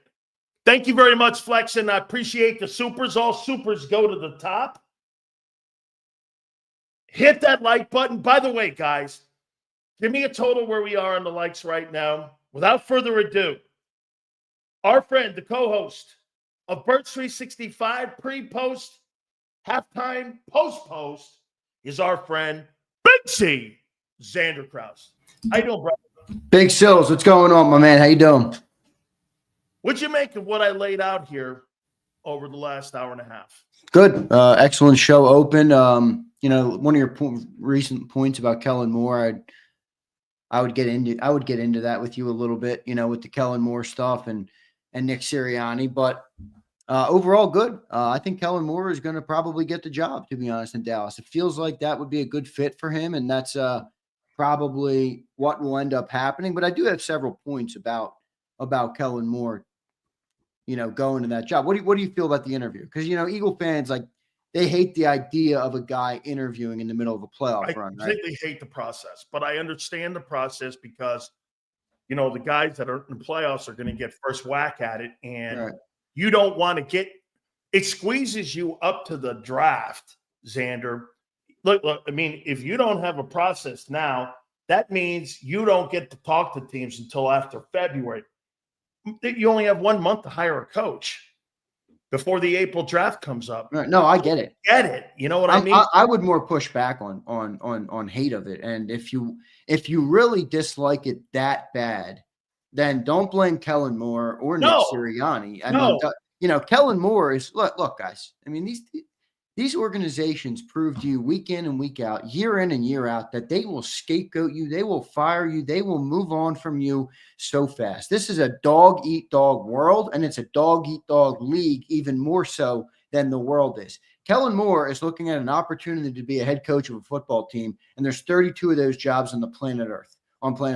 And he By played. the way, I will add in the fact that this is not a knock on Jalen Hurts, but this style of play is much less conducive to Kellen keeping a job in the NFL for a long time versus if he goes to Dallas and gets bounced in the first round of the playoffs every year, but they have a number one offense in the NFL, Kellen's value will remain very high. Okay. Don't blame Kellen Moore for taking an interview. No. I don't have it. And I'll say this. I have no issue with the organization setup because what's growing on me is the CEO head coach. And I believe, just like we are this year, does everybody feel like we have a chance to go to the Super Bowl this year? Right? I would assume the majority of people hate the CEO coach though, but go ahead. Okay, but just my point. Does everybody feel do you feel like we have a chance to go to the Super Bowl this year? I'm not saying we're going, a chance. Yes. Okay, we're on a strong chance. If you stay right. who you are, yes. Okay. Well, we're on a first-year coordinator right now. Correct. So the stability is great, but when you're a great football team and you're a great offense, losing coordinators is going to be part of the gig. Like I said, if you have an issue with this, that's fine. I'm open to that line of thinking because many people will say it's better to have stability with an offensive play call. That makes sense to me. But blame the organization. Don't blame any of the guys. And in fact, I don't think it's an issue because we're 15-3 with a new coordinator. Hate the game, Xander. Right. Don't hate the play. Exactly. Don't hate the player. Hate the game. What are you gonna not? You're gonna tell Kellen Moore don't take a job interview to be the head coach? Not. Nor would Nick. Yeah. Nor would Nick say that. Exactly. I'd never say that. So is the setup a little flawed? Yeah, but what's the solution for the NFL? There isn't one. There isn't a logical solution because the NFL is milking out the time between the start of the playoffs when other teams look for their coach and the Super Bowl. They want that to, and in fact, if anything, it would get longer because the NFL is milking that as their money-making period of the year, which is obviously growing longer and longer every year, but they're not going to shorten that. So there's not a real solution because teams will never wait till after a Super Bowl to fire a coach. The draft's too soon, and you got to get it going on the next season. And you're always going to want playoff coaches are always going to be sought after because they're playoff coaches. So there's no real fix to this problem. Here's the one thing that Kellen has also shown coaches this year that a lot of coaches can't show. He showed versatility in the fact that he went from a drop back system where he had it in Dallas, where he had the number one offense in Dallas with a drop back passer, not an RPO guy, to going to an RPO guy and creating a team that's now in the divisional round and won 15 ball games and one of the most dominant teams. And the play calling, again, has resulted in 15 wins. I mean, he took the roster that Howie had. And by the way, I'll say it again. Howie did not, and I agree with John McMullen 1,000%. This is not what they envisioned. Kellen made this happen with the skill set people that Howie had in that huddle, and he restructured it. The centerpiece is Barkley now. The centerpiece was supposed to be Hurts. Right. Well, he's now in the divisional round with 15 games. Some are going to go, I hate it because the team's not constructed correctly in how they've done it. The coordinator did one thing this year that the most important thing that, quite frankly, he's never done before in his coaching career. I don't think Kellen Moore's ever gotten to a divisional round. He's now a coordinator on a football. Didn't they win one playoff game with Kellen Moore? I thought they won a playoff game. I thought they maybe got. I think if they have, I might be wrong. I thought that was the year they won the wild card. I may be wrong too because I know they haven't been to a conference championship game in 30 years. So they may have won a playoff game with him, like Seattle or some shit. I think they made. So he won a playoff game with Dallas in 2022, and they went 12-5 and lost. And then he also won a playoff game in Dallas in 2018 when he was the quarterback's coach, not the coordinator. Okay. So he's won and now with the Eagles win last week, he is 2-2 in the playoffs as an offensive coordinator. With different styles. And look, I said, I don't say this at all to knock our offense or Jalen Hurts. The style that Kellen Moore came from is a style that is coveted in the league more than being able to hand off from a coordinator perspective, from a coaching perspective. So Kellen, listen, Kellen is thinking about the business of Kellen Moore. Kellen wants to be, he's 38 or whatever, however old he is, 35 or 37, whatever he is. He wants to be a coach for another 25 years. The best way to position himself is to get with an offense where he can have a number one passing game, and then he will create stock and value for himself that will last longer than handing the ball to Saquon Barkley. It's great. I'm fine with what we're doing right now in offense. I'm saying from the Kellen Moore perspective, though. Yeah. That's more valuable for him. So it wouldn't surprise me if he goes and if he does it. And it wouldn't bother me all that much because I don't think he's been like I give him credit for adapting to his talent, but I don't think he's the only guy in the world who could do that, if that makes sense. And see, to me, I'm going to continue to say this. But how many conversations are we going to have every year when people say, well, the quarterback up 2022, I mean, so 21, 23, and now 24. Well, Jesus criminy, man. That's 1 out of 3 years that the guy was sensational, and the rest of those years are average to below average. I mean, I don't know what else to say here. There's a bigger sample size on him now, or it's him, and it's not the coordinators. I mean, the coordinator can only do so much. Dude, I'm not going to have you run a company if you're not capable of running it just to give it to you. I'm going to adapt because, like you said something important there just a couple minutes ago. Kellen Moore is in the business of Kellen Moore. He can't afford another fuck up like he had. I agree. Like he had in Los Angeles. He can't afford that if he wants a job opportunity. Absolutely. No doubt. This is about winning. You know what I mean? I mean, so I get what you're saying. I'm going to throw some names at you here. And Zan, by the way, let me go back one thing. So talking with Stephen Jones, we found out again what all in meant.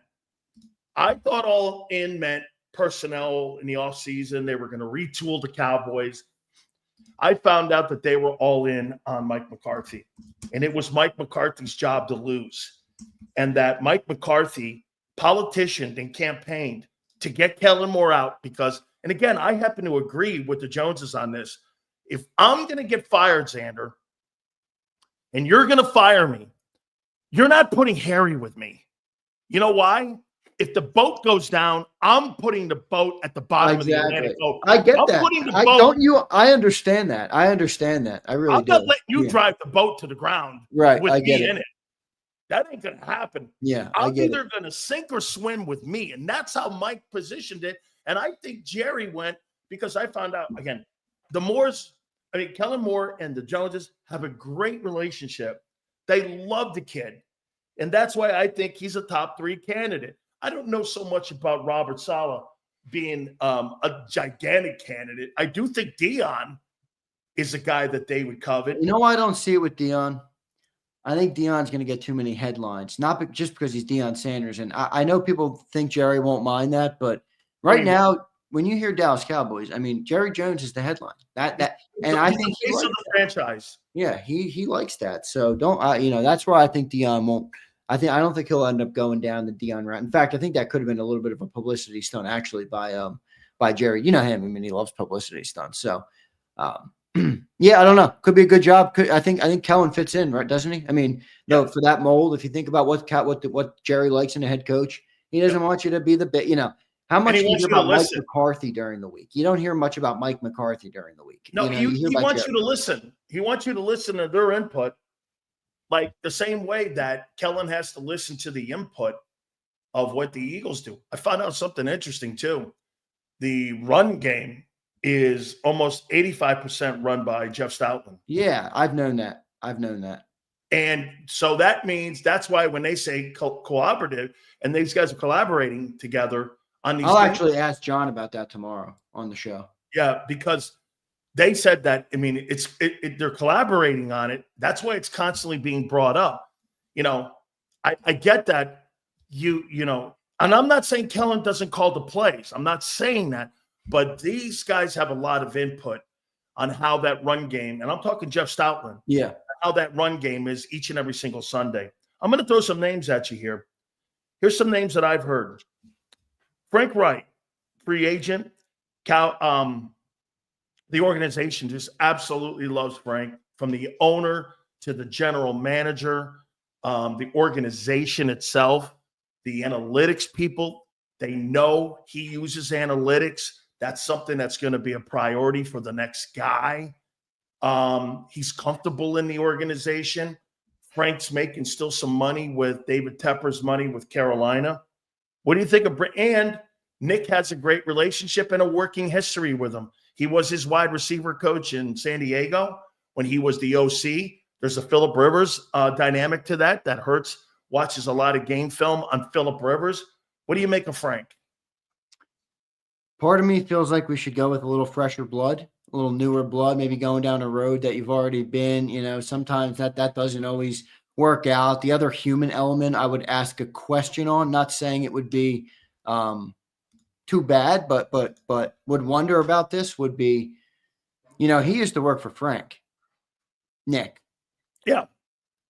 Does that normally work well if a guy, you know, it becomes your boss where Frank's now answering to Nick versus when Nick used to answer to Frank? I would wonder what that element would be like. And then I would wonder about the organization. I don't know if Howie or Jeffrey would want to walk back down that road. I know they didn't leave with bad terms with Frank, but I don't. And he recommended Nick. Yeah. So maybe that's a better fit than I'm giving credit for. I don't know. Part of me wants a little bit fresher. You might want to ask Frank this question. Frank, are you still in search of a head coaching job in the NFL again? Or are you comfortable with being a coordinator? And because then you're going to get that stability. Yes. And are you comfortable? Because then you could probably get it with Frank and Vic for the next couple of years and get that continuity that you're looking for. Well, let me ask you this. Has Frank ever coached a dual threat quarterback? No, he has not. And you think that would be an issue? I think he would have to adapt like Kellen did. And would he be willing to do that? Which I think Kellen did a good job of, but I don't think if you asked Kellen Moore this is what he expected or wanted, he wouldn't say yes to that. And I wouldn't think Hurts wants down the road. I agree with that for sure. Do you agree with me when I say this? Behind the scenes or in front of the scenes, Jalen's saying all the right things, but behind the scenes, come on, dude, don't you think he looks? I have one pushback on this. All right, he looks at everything and goes like this. I see the rest of these guys all improving as quarterbacks, and their offenses are all improving and winning. Why can't I also improve? Yeah, but here's my one pushback on this point. I think A.J. Brown feels that way. I think Kellen Moore feels that way. I think Devontae Smith feels that way. I think Dallas Goedert feels that way. I think Nick Sirianni feels that way. When it comes to Jalen Hurts, I think he's smart enough to know where he would excel as a player and where he wouldn't. And I think he truly does only give a shit about winning. You know, we sit here and we judge Jalen Hurts because that's what we're going to do. We're talk show. I mean, we're talk show guys. We talk about football all day. You judge players. That's what you do. You grade them. You analyze them. You talk about them. Jalen Hurts judges himself on one thing, all right? And that's winning and losing.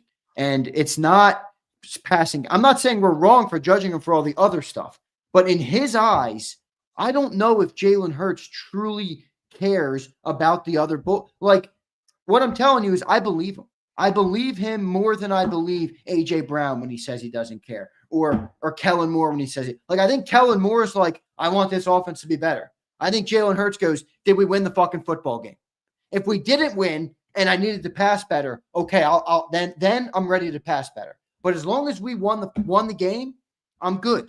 I think that's my perspective on Jalen Hurts. I normally have a decent gauge for people like that. I think Jalen Hurts comes off pretty genuine.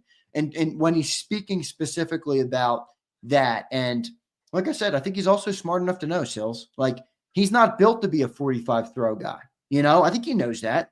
And I don't think that's a bad thing. If you're an NFL player or a high-level athlete, you have an ego. I don't care what that ego and how that ego shaped and to what level or to what extent. You have an ego on how you want to be looked at in the league. All you're hearing is people saying He's the worst passer in the postseason. Now, does that bug him? Probably not. But when you hear it over and over again, and you hear it even in the press conferences that the Philly media asked him about the offensive passing game, Right. he's constantly questioned. If you're constantly questioned on something, you're being questioned on your ability. I agree with you. I think he does care about winning because he was raised in a championship organization at Alabama. And he's been, and to be fair, it goes back further than pros. You know, remember, I watched this guy get benched, sit, and ride out a whole year. I know. Find me one college football player today that starts on a team, on a D1 Power 5 football team. I that moved would up. get benched. Wait, that would get benched and then stick with you the whole year. No way. Sorry, but that doesn't exist. I'm not knocking Jalen Hurts for transferring to Oklahoma after another year of riding it out. By the way, where he got his signature win in the SEC title game. So my point in saying that is I truly believe that Jalen at his core is a guy that's about wins and losses. He's not a guy that's about, all the other bullshit. He understands that it's going to be a talking point, but I don't think he cares that much. You're talking to a guy who transferred, so I get it. I understand. Right. I completely get that. I threw these two names at you here because I think the coaching tree in Los Angeles is spectacular with the amount of head football coaches that are in the NFL right now. The guy in Green Bay, the guy in Miami, the guy up in Minnesota. I got Dave Ragnon, the quarterback coach in Los Angeles, who's worked with Sean McVay, and the passing coordinator, Nick Caley, who is in that coaching tree. I got to tell you, those guys are going to be head offensive coaches, maybe head coaches one day. And those guys are in a system. They've worked with Jared Goff. They've worked with Matthew Stafford. They've been to Super Bowls. They've been and won division titles. And these guys have been on that coaching staff with Sean McVay for the last couple of years of success. In the first 5 years of Sean McVay's career, it's now 8 years. The first 5 years, you want to hear this? He's been to 2 Super Bowls in his first 5 years. He's won 1, and he won 3 division titles with that coaching staff. I mean, and what's the one thing you want improved with Hurts? Isn't it the passing game? If Jeff Stoutland's handling the run game, don't you want to bring in a guy who's going to elevate the passing game and a guy who's worked with a savant like Sean McVay? That would be somebody that I would be interested in because all those guys have gone on, Xander, with great success in the NFL as head coaches. Yeah, I mean, that's going to be the goal, ultimately. They're not going to want to stay stagnant. So it's great the way they're winning right now. But I do think if you got into an offseason picture, they're not going to come into this and saying, okay, we want to do the same exact thing. They would want to improve the passing game. They know they got great pass catchers. They know that their offense could be even more potent than it was with the passing game. So there's no doubt about that. And, I think that would be a good move to try and get somebody that could improve that. But isn't that kind of what they tried to do with Kellen? Yes. And it didn't really work. So, I'm also cool with the philosophy of I love that you guys want to be a smash mouth football team. Let's go get another running back. Let's be more smash mouth than we've ever been before. And then let's gradually, keep Jalen Hurts where he's at or gradually build it. You don't need to come out and start throwing ever. Take the same philosophy, adopt a little bit of play. I think they should be using more play action. I don't get how you have a 2,000-yard running back and you're not consistently going to play action. You're telling me that a professional quarterback can't line up under center to that extent that you can't run a play action pass? They don't do it. I'm sorry, but I'm not buying that Jalen Hurts can't line up under center and do a play action pass. I'm going to tell you why. This is his first year setting protections. It's taking its time.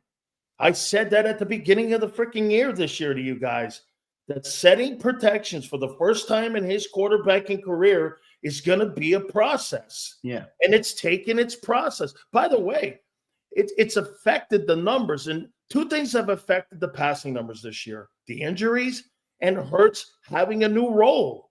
That's setting protections, figuring out where the heat's coming from. That's taken its time here, man.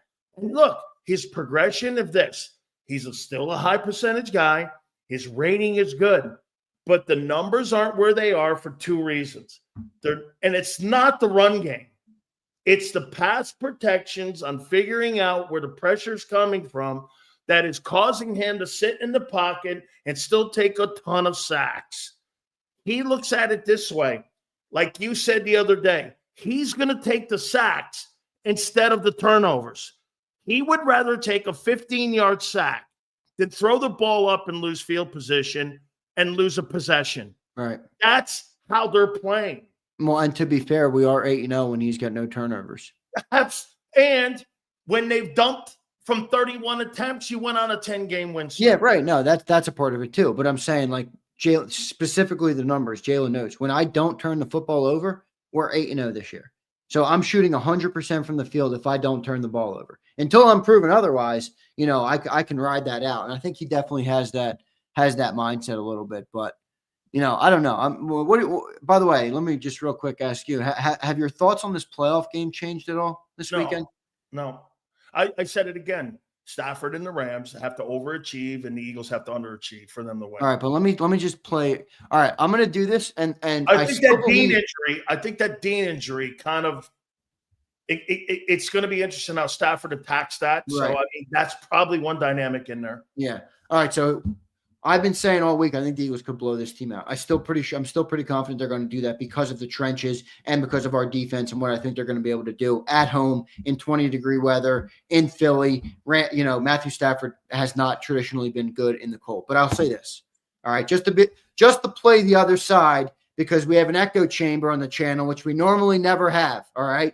Normally, John and Sills and myself are on different sides. Right now, John thinks the Eagles are going to win big. I think the Eagles are going to win big, and Silly thinks the Eagles are going to win. All right?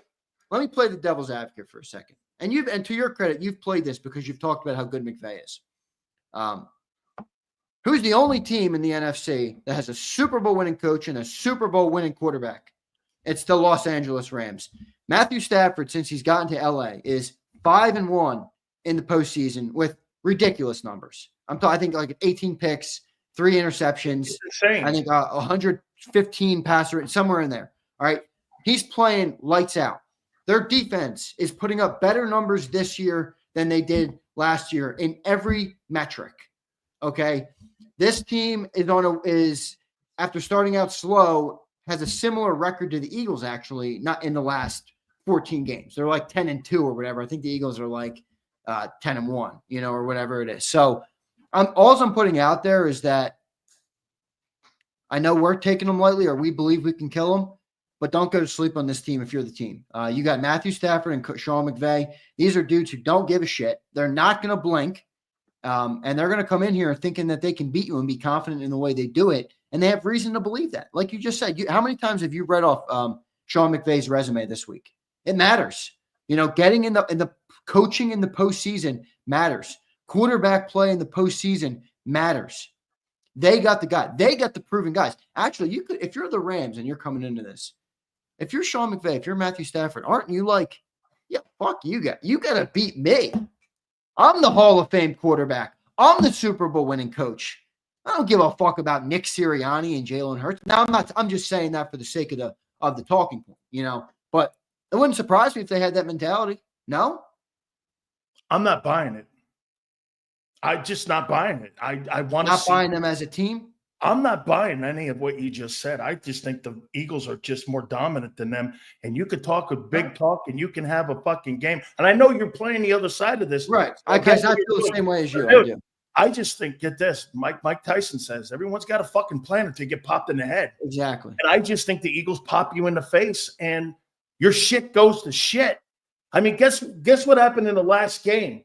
Dude, they drove the football field. They drove the ball right down the field. What happened in the next 58 minutes of that game? They put 37 points up and 300 yards rushing on you and ran you off the field. I'm not buying it. You're going to have to – hey, I tell you about Hurts all the time that I'm not buying it. The passing and all this. You're going to have to prove to me that you can beat that bully up. Yeah.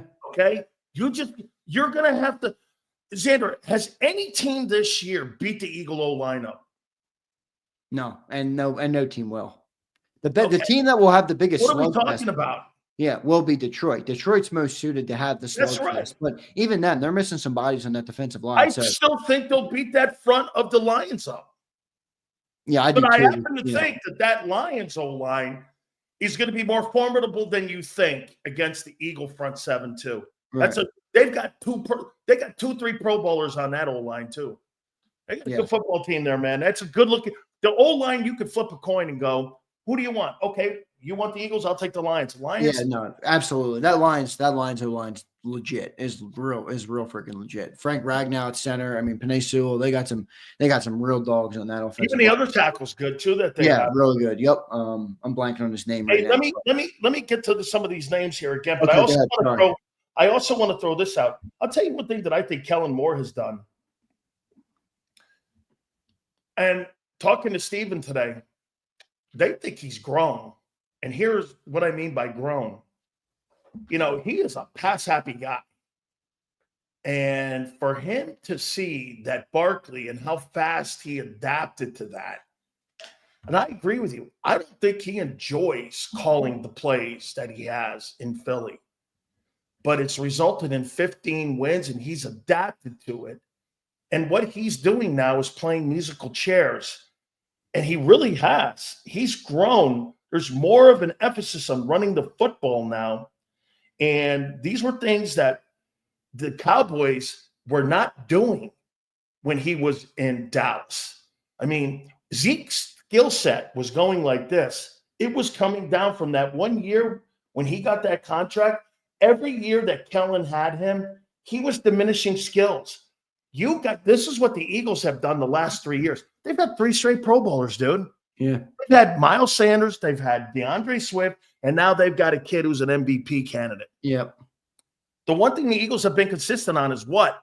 There's no drop-off, really. You're so right. It's escalated at that running back position. And that's why, and what you just said. The Cowboys have gone down. Every time he was there, they were going down because you know what the Cowboys do?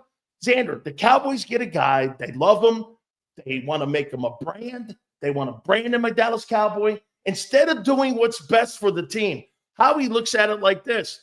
It's our O-line, Miles. It ain't you. Boom. Swift. It ain't you. Even though they wanted him, let's go get Sanders. I personally think if you would have got Josh Jacobs, Derrick Henry, or Saquon, I think you'd have the same result. I think those 3 guys, that stat that they said that 2.5 yards past the line of scrimmage, they're not getting touched. If you get Josh Jacobs or you give Derrick Henry 3 yards before somebody touches you, I don't give a fuck who you are. If you're a high-quality back like those 3 guys, they're getting $2,000. Henry got $2,000 almost anyway. Yeah, I mean, you definitely have the skill of the running back has definitely helped, though. Oh, I mean, I'm not saying the skill set. Yeah, but what you're saying is 100% right, and it's why we're going to beat the shit out of the Rams this week because they're not going to stop that offensive line. I'm sorry, there's just nothing they can do. I don't buy it. You know, the only way it could be a game though, Sills. Stafford. Let me just play out a scenario for you.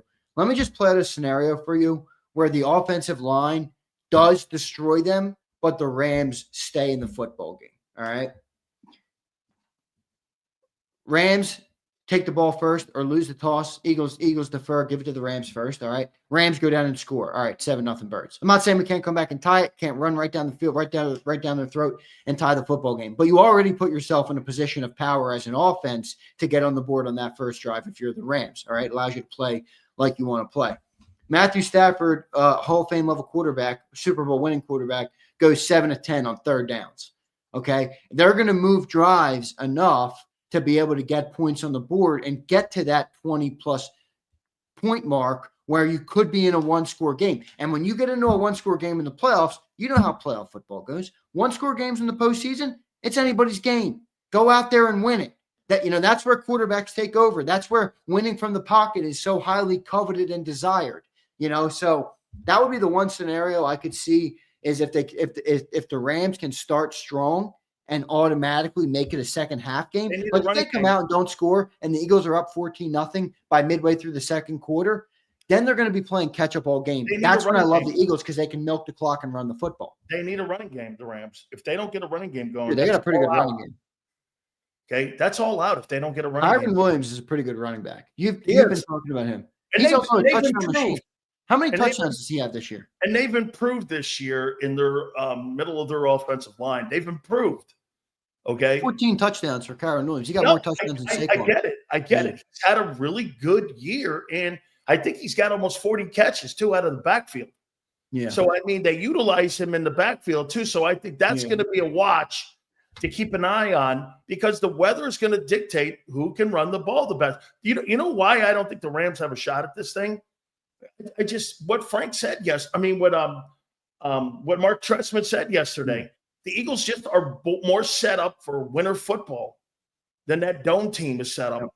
I mean, look, I think the Rams have a shot because of the quarterback and the coach. I do. And the receivers are good. Now, I don't know what Puka's doing because I know he twisted his ankle, but I mean. Oh, yeah, I saw him on the McAfee show yesterday. Okay. Hey, do you think this is going to be a distraction with Moore? I'll say yes, but I'll also add to the answer that it's also a distraction for maybe the Lions favorite in the NFC. I mean, all I hear right now coming out of the Lions Center, and I'm not obviously entrenched in Detroit media, but you know, I'm up to date on NFL news and stuff that comes out. I heard about Ben Johnson talking about a head coaching job and how great he thought Aaron Glenn was going to be as a head coach. I don't know about you, but Aaron Glenn's not a head coach right now. Ben Johnson's not a head coach right now. And then I heard Aaron Glenn answer a question about him becoming a head coach and why he knows so much about offense, and shouldn't be mistaken as just a defensive guy. And it's all great. I actually think both of those guys are going to be great head coaches. I think Aaron Glenn has a better chance to be a great head coach than Ben Johnson. Actually, I think Aaron Glenn has head coach traits, but that's a lot of talk about everything but the freaking playoff game in front of him.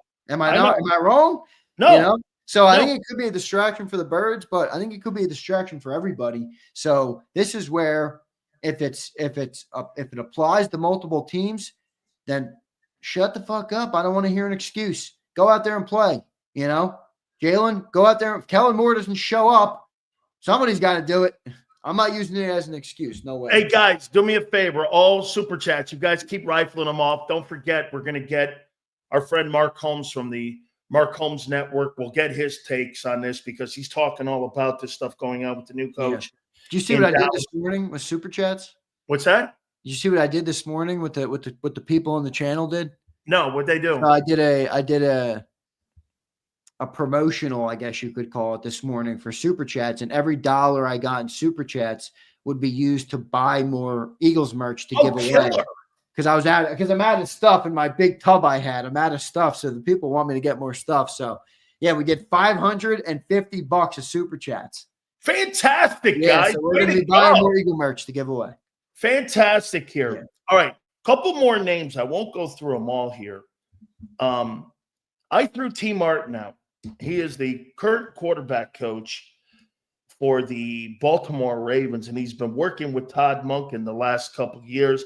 He's a former coordinator in college and in the pro level. He's had great success as a player and also as he won a national championship at Tennessee. So he knows the dual threat system and he knows the dual threat quarterback. Here's a guy that marries up with what your skill set is with Baltimore. That's what I want my passing attack to look like. And that's what he's been working with Todd Monken. Remember, you can't hire Todd Monken to be the offensive coordinator because you can't make lateral moves. So you have to look down the food train and the food tree a little bit here for you to be able to hire these guys. Yeah. And that's somebody to me that if you're the Eagles, isn't that the type of skill set that somebody's been working with that you would want to enhance? I mean, you're talking about a guy who could win 2 MVP awards in a row. Right. I mean, he's worked with a ton of people and he's worked with great coaches, and now he's working with John Harbaugh, and he's working with Monken there. How about somebody like T. Martin because of the skill set? I like the skill set a lot. The one thing I'd wonder is the Eagles have hired 3 coordinators since Nick Sirianni's been here on offense. It's been Kellen Moore, Shane Steichen, and Brian Johnson. The only one of those guys who came in here that having never been an offensive coordinator was Brian Johnson. Now, I know that was a hire from within, but it didn't work out. And Shane Steichen was an offensive coordinator with the Chargers, I believe, before the Eagles. Is that who it was? Yeah, Chargers. Chargers. Huh? Yeah, the Chargers before the Eagles. That's right. I think he worked with Anthony Lynn, if I'm not mistaken. Yes, I think you're right. I think Anthony Lynn was the coach, and he was the coordinator there. So he was the offensive coordinator there. And then Kellen Moore obviously has a lot of experience as an offensive coordinator. So is there a guy out there that might be getting fired or didn't work out or has experience as an OC? I feel like the Eagles might go down that road simply because I thought Brian Johnson was scapegoated, but they used it as a scapegoat, and they're going to stick with the story that he wasn't ready yet to be an offensive coordinator. I feel like they might go a little bit more experienced than that. I'll tell you what, he's done a hell of a job with Jaden Daniels and with Cliff Kingsbury in D.C. Yeah, no doubt. Because, and Jaden Daniels even gave him a ton of credit for how he's helped. I'm with Amber, dude. Give me John Gruden at OC.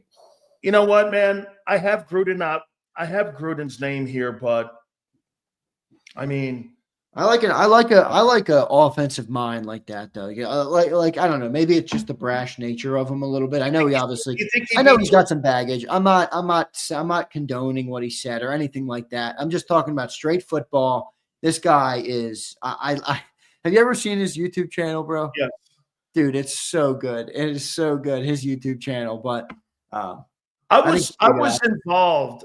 Let me give you a small Gruden story. I was involved in the hiring process with John Gruden in Oakland when he got the Oakland Raider job. And I'll tell you how I was. Al Davis called me in, and we were sitting in the back of the auditorium there with the Raider complex. And I don't know why, but Al and I became very, very, very – Amy Trask, you can hear her say it, that I went everywhere with him. I used to go to Vegas with him. We'd go out to dinner with him. We'd fly around looking at some college kids in the local area, like Southern Cal. He just really liked me a lot, wanted me to work with Ken Herrick in the personnel department. He hired me to be a broadcaster on his first broadcasting team in Oakland. I loved Al. So he goes, why don't you come over? And so I'm sitting in the back. He goes, don't say anything because he's going to be sitting in the front. So I was sitting in the front. And guess what? John Gruden was the offensive coordinator of the Eagles at the time. So he comes in, and Gruden gets up at the board, and he gave him one play. And John Gruden had about 5 boards in front of him. He starts drawing up all these plays and all of these routes and all of this, why this route and 2 deep safety and this and that. And he's just drawing up these plays. And like you're watching a guy at NASA just formulating on how to get to the moon. And he's just drawing this shit. I'm sitting back there going, fuck, I could never follow along as a quarterback this. It's very complex. It might be too complex. He's just writing this up. The only thing that I ever had a problem with John, listen to this, and I'm just going to make this up. Double wide 45, triple seam 72, 3 with a hitch and a wheel route 49. And you've got to know all this. And then he'll sit there and kill you if you don't know any of that. And it's a really complex passing attack on how he sees that. You really, and I'm not saying Jalen's not smart. That's anybody. I'm just saying that's why, name me a quarterback that he's ever had that was a young quarterback. Yeah, no, you're right. Name me one. That's why I like one. That's why he likes the Derek Carr types, because they're older, veteran passing guys. Brad Johnson's. Guys like that. Yeah. I mean, and some of that has to do with like what Jay Gruden, what his brother obviously explained the other day on the show, where you get a dual threat quarterback, their skill set's not only different, but their entire experience and growth as a young prospect and player is different, because when you're a pocket passer and you want to succeed, you better know everything about pocket passing, because you don't have an escape route. Like, you better know how to read every single defense. If you're a dual threat, that develops differently, because especially when you're younger and you're an NFL level player and you're coming up through the ranks, you're the best player on every field you've been on. Especially if you're a starting quarterback, you're the best player on every field you've been on. So that develops at a different rate, a different pace, and you might be right about that with Gruden. I'll give you 2 more. What about Josh McDaniels? 6 Super Bowl rings. Yeah. Complete. Now, look, he's never dealt. Not my favorite guy, but you see, I think can't argue the resume. I think you're blinded by the fact because he sucked as a head coach. I'm a little bit. I also I'm going to be honest with you. This might just be a big Z thing. All right. He's just not my favorite. Look, you can't argue. You can't argue the freaking resume. Six rings, dude. You can't argue it. There's just something about him. All with Brady. Huh? All with Brady. All with Brady. Is that a good thing or a bad thing for him? I don't know. I'm asking a question. I don't know. Yeah, I don't know. He's probably going to be hired with Vrabel in New England anyway. You think so? I do. They're going to bring him back? Yes, I do. I talked to Alonzo Highsmith. Alonzo Highsmith is he's now head of Jack Straw. That's it. Jack Straw says he's punchable. He is. Also, I don't agree with this, Underdog. I mean, I like Underdog, but I don't agree with this. He says, how are you a dual threat if nobody's threatened by the thought of you throwing the football? That's just not true. You can't leave A.J. Brown one-on-one. The Eagles have taken advantage of it several times this year. He's not proficient at it. It doesn't excel at it, but he can do it. Yeah. I mean. You know what? One thing he does that makes you crazy if you're a coordinator? The one thing for me that Jalen Hurts does that would drive me crazy is that I would have to always remind my defensive ends on the backside, don't scrape tight down the line of scrimmage, get deep as the ball, because that fucker's going to run backside on you, man, and you're not going to have the edge set, and he's going to get out in the open perimeter as an open field runner, and he's going to pick up 15 yards, and I'm going to fucking kill you if you do that. That would drive me crazy. You have to keep your integrity when Hurts is out there, because back plays, that's one of the things, and that's one of the things that they kind of have started stopping the Eagles on, is that counter play that he runs where he's not getting a ton of yards off that backside any longer, like he did when he did in 22. So Jalen keeps you honest, man, in your techniques. See, when I got a drop back guy, bro, I can kind of freelance a bit. But when I have a dual threat guy like that, I have to keep my techniques and my integrity. Right. Drives me crazy, because that means I'm going to be slow playing to the ball on the backside. I mean, don't tell me he doesn't have an impact when it comes to the run. He has a massive impact in the run game, because he's got to. He keeps you completely honest here. All right, my last one here. Josh McCown, Minnesota. I like it. Okay, look what he did with Darnold this year. He maybe put lipstick on a pig there and did a pretty damn good job, but he ultimately couldn't save it when the lights got too bright for the moment. I think it was the talent. I think it was the talent under center. I think maybe this might be one of my favorite ones that you've said. Josh McCown. Now, I don't know what kind of experience he has in terms of play calling and things of that nature, and how good that would work. Does he do that now? No, right? Obviously, no. Kevin O'Connell does. Yeah. So, he's a former quarterback too. Former quarterback. I think he would understand Jalen. I think he would be able to resonate, talk with him, and understand him. I like that. The only thing I think the team wouldn't like would be he's never called plays. So that's the difference. Remember, I said earlier in this segment, well, we're 15-3 with the first year coordinator in Philly. Well, that's all fine and dandy. But that coordinator has called plays for 5 years prior to Philadelphia. Okay? Shane Steichen called plays for a year and a half prior to Philadelphia, and it took him a year to figure out this offense. So if they're going to go with a new coordinator, which I don't know, we may or may not happen. If they keep winning, it will happen.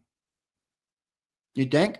He'll either get the New Orleans job, or he'll get to Chicago, or he'll get, because, hey, Kellen Moore with Caleb Williams, that makes sense to me. It feels like there's not that many good candidates this year. Like, no. I'd want one of the Lions guys if I was picking.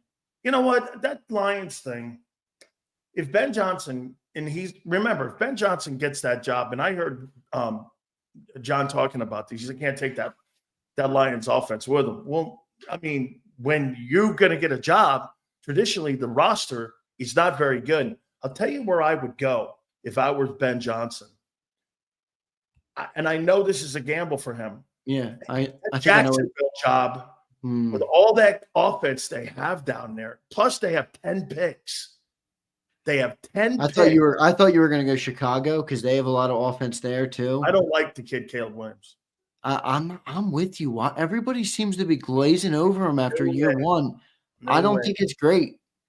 No way. Underdog, you might be right, brother. I'm not disputing what you're saying. I do think he has some level of ability in the pass game, but that's interesting, Sills. That's interesting there. It's just a culture there that bugs me a little bit. And the Raider, now here's something about the Raider job. Brady's making the calls now. Brady's making all football decisions now for the Raiders. He's going to want Ben Johnson. It wouldn't surprise me if he wants Ben Johnson. Yeah, he gets to recruit him this weekend on Saturday. Yeah, I know. You were crying like a little girl. Game and he gets you were crying like a little girl about it. I commented I put in the private chat. You never read it. I'm like, hey, old man, when you win 7 rings in the NFL, you can do whatever the fuck you want. It's going to take a lot more than talking to Benny Ben on the sidelines for somebody to step in and intervene on that, man. Can you imagine that guy got beat by a damn jiu-jitsu dude that works at a gym from 6 to 7 at night? Guy's got 7 rings. You know what? And a guy who works at Gold's Gym beat him out. All right, let me say something. All right, it's gonna be slightly controversial here. Tom Brady, I love it. Unbelievable NFL player, the greatest of all time. What man would ever let his wife go into a jiu-jitsu gym and roll around half naked with a male trainer rolling over all day? I am sorry.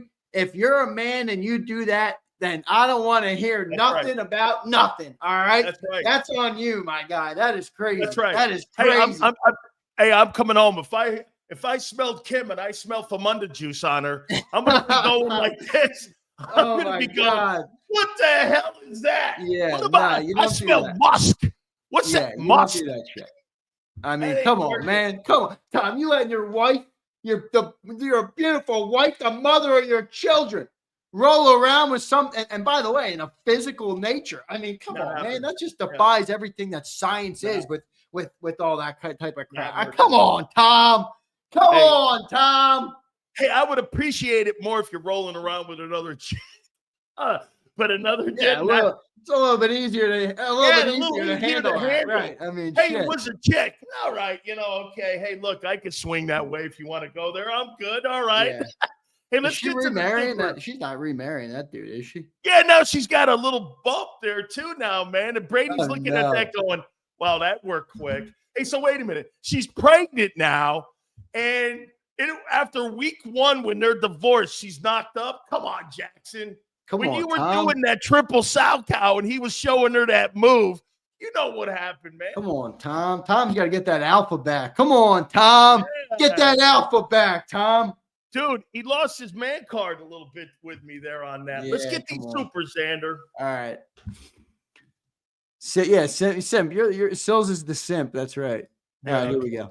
Steven, we need an RPO guy. Trade Nick for Steichen. I'm actually with Silly on this. He gets quarterback killed.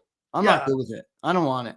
Every quarterback he's worked in that RPO has been banged. Look at Anthony Rich. You and me were right about Anthony Richardson. I'm sorry, but 51% completion percentage at Florida. You thought that was going to improve in the pros. It hasn't. But Steichen's got that guy killed every play. I think Shane gets his quarterbacks banged up. I'm not interested in that. Yeah, come on. Better call Maul. I like the name. Rams stacked the box and their linebackers and safeties cover like the Packers did. Could be trouble for our birds. Correct me if I'm wrong. Love the show. Love you too, bro. Thanks, man. I don't buy it.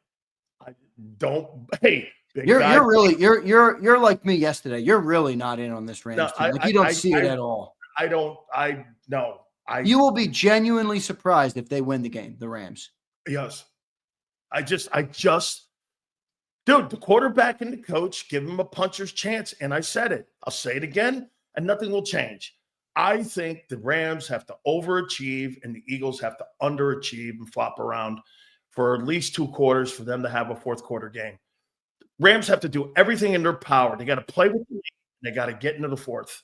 And if you do that, anybody can win that ball game. And maybe it does come down to special teams. I don't know. I want to see how they're going to hold. Dude, 317 yards in a football game on the ground, and you got beat up like that, you're going to have to show me that you're going to man up for something like that. Yeah. And Xander, if you put up 37 points and you ran the ball for 100 yards, I would say the Rams have a tremendous chance. 300 yards rushing? I'm sorry. I'm not buying it, man. Yeah, I'm with you. Good point. No Limit. What's up, No Limit? I never knew the Lions got 70 mil in cap space. They don't have 70 mil. They got a ton of money. I'll tell you. Hey, I'll tell you who else does. The Washington Commanders have a shitload, like 70 million themselves. I think the Commanders have the most. And they got 7 picks coming up. They got a ton of money, man. Remember something about that Detroit team, Xander? Who's got the most cap space? Hey, Xander, New England has the most cap space. Vegas and Washington Washington has 96 million. Yep, I knew it was about Detroit has 70 million. That is, Detroit. And you know why? Look at how many guys are on first-year deals. Right. Minnesota has 77 million. Right. How much do the Eagles have? I think they're not too bad. 20? 19th. They got 30 million. Yeah. Okay. And that cap number is going to go up. 18%. Yeah. Maybe more because of gambling. Maybe more.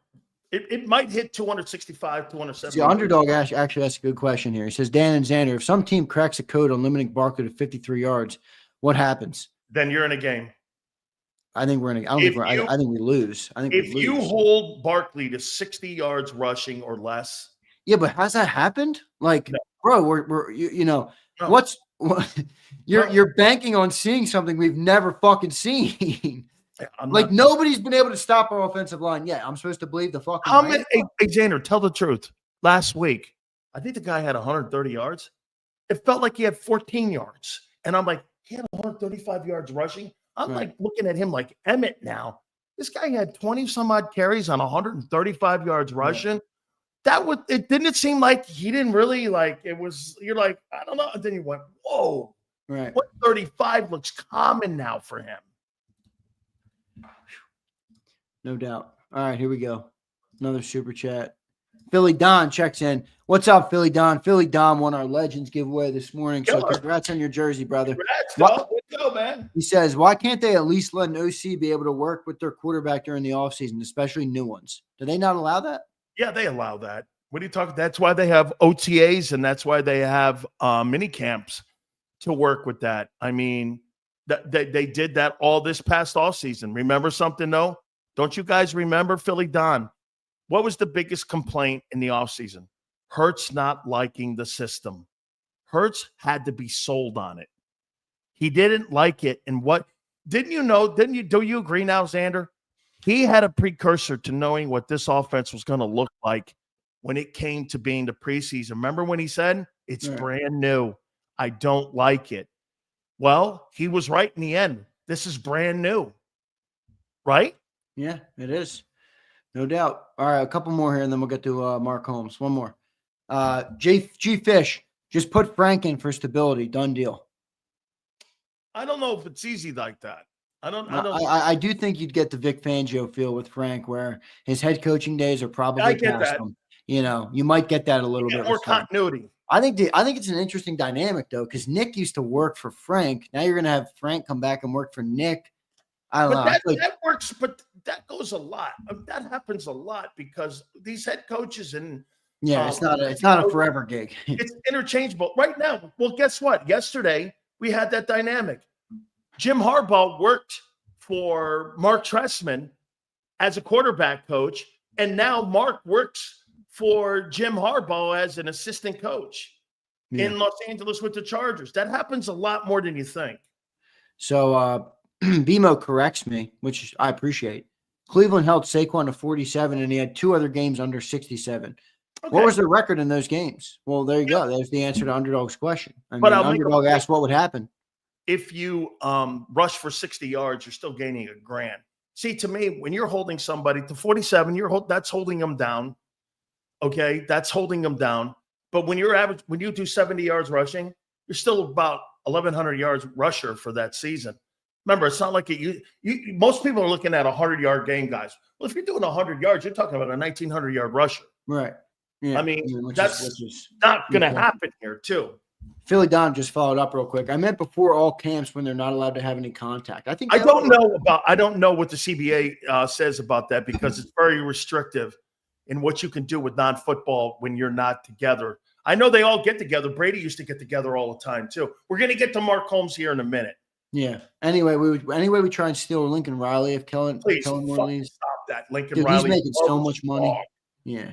No way. I'm not interested in that at all. Mikey Shreds. Nick's works for Howie. So would Frank. Come on. Well, Frank loves the Eagles. He does. Yeah. All right, brother. I'll let you run, man. Enjoy this segment. Looking forward to hearing from Mark Holmes and seeing what he's thinking about their coaching search, man. They might be coming for Kellen or coming for Dion. Well, I'm gonna lay it out before we bring Mark up here. So, Xander, great stuff, brother. I appreciate it. Thank you, Sills. Appreciate it. Thanks, everybody in the chat. All right, hit the like button. I want to before I bring Mark up, I'm gonna set it up here for all of his viewers now that are coming in here. So I had a conversation this morning with Stephen Jones. I want to make it clear. Tomorrow, Stephen Jones, Jerry Jones, and Todd Williams, the director of operations of the Cowboys, will have a Zoom conference call with Kellen Moore. It'll be tomorrow afternoon. I don't know if Charlotte is going to be involved in this, and I don't know if Jerry Jones Jr. is going to be involved, and I don't believe Todd's going to be talking very much. But here's my conversation. I asked him about Kellen Moore's time in Dallas and how that whole exit happened.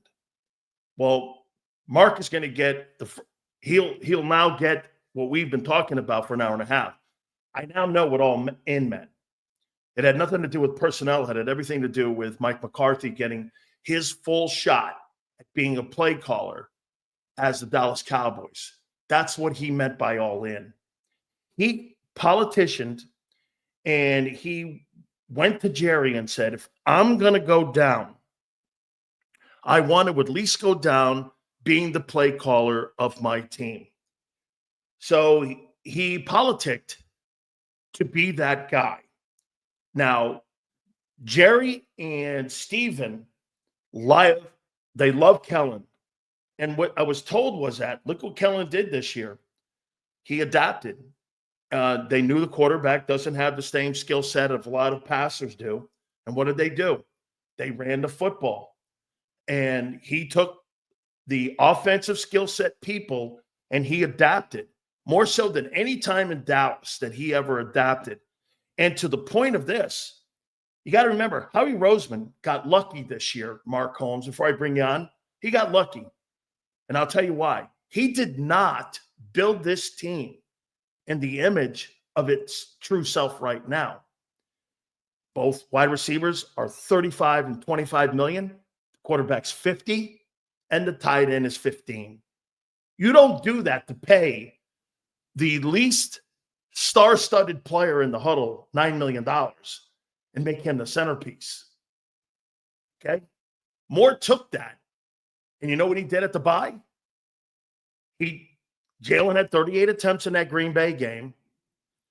After that, they never had more than 31 attempts, and they went on a 10-game win streak. And you got to remember something. Last year, that same Packer team beat the doorknobs off the Cowboys. And they had an 11-point win this past weekend. Now, I think if he continues to win, he'll be an even stronger candidate to be the head football coach. And here's the most important thing on why Moore could fit in Dallas. He listens. Okay? He listens like he listens in Philadelphia. You got to remember something here. I'll say it one last thing before I get Mark on here. You're not going to win a Super Bowl with the current structure the way you are, no matter who the coach is. It's just not going to matter. Okay? Personally, Dak's got to get the fuck out of Dallas. If he wants to be able to have something on his resume, Prescott's playing for money now. He's not playing for resume. He's not playing for legacy. If Dak Prescott stays in Dallas, he's not playing for legacy. He's playing for money. No matter how good he is. Doesn't matter.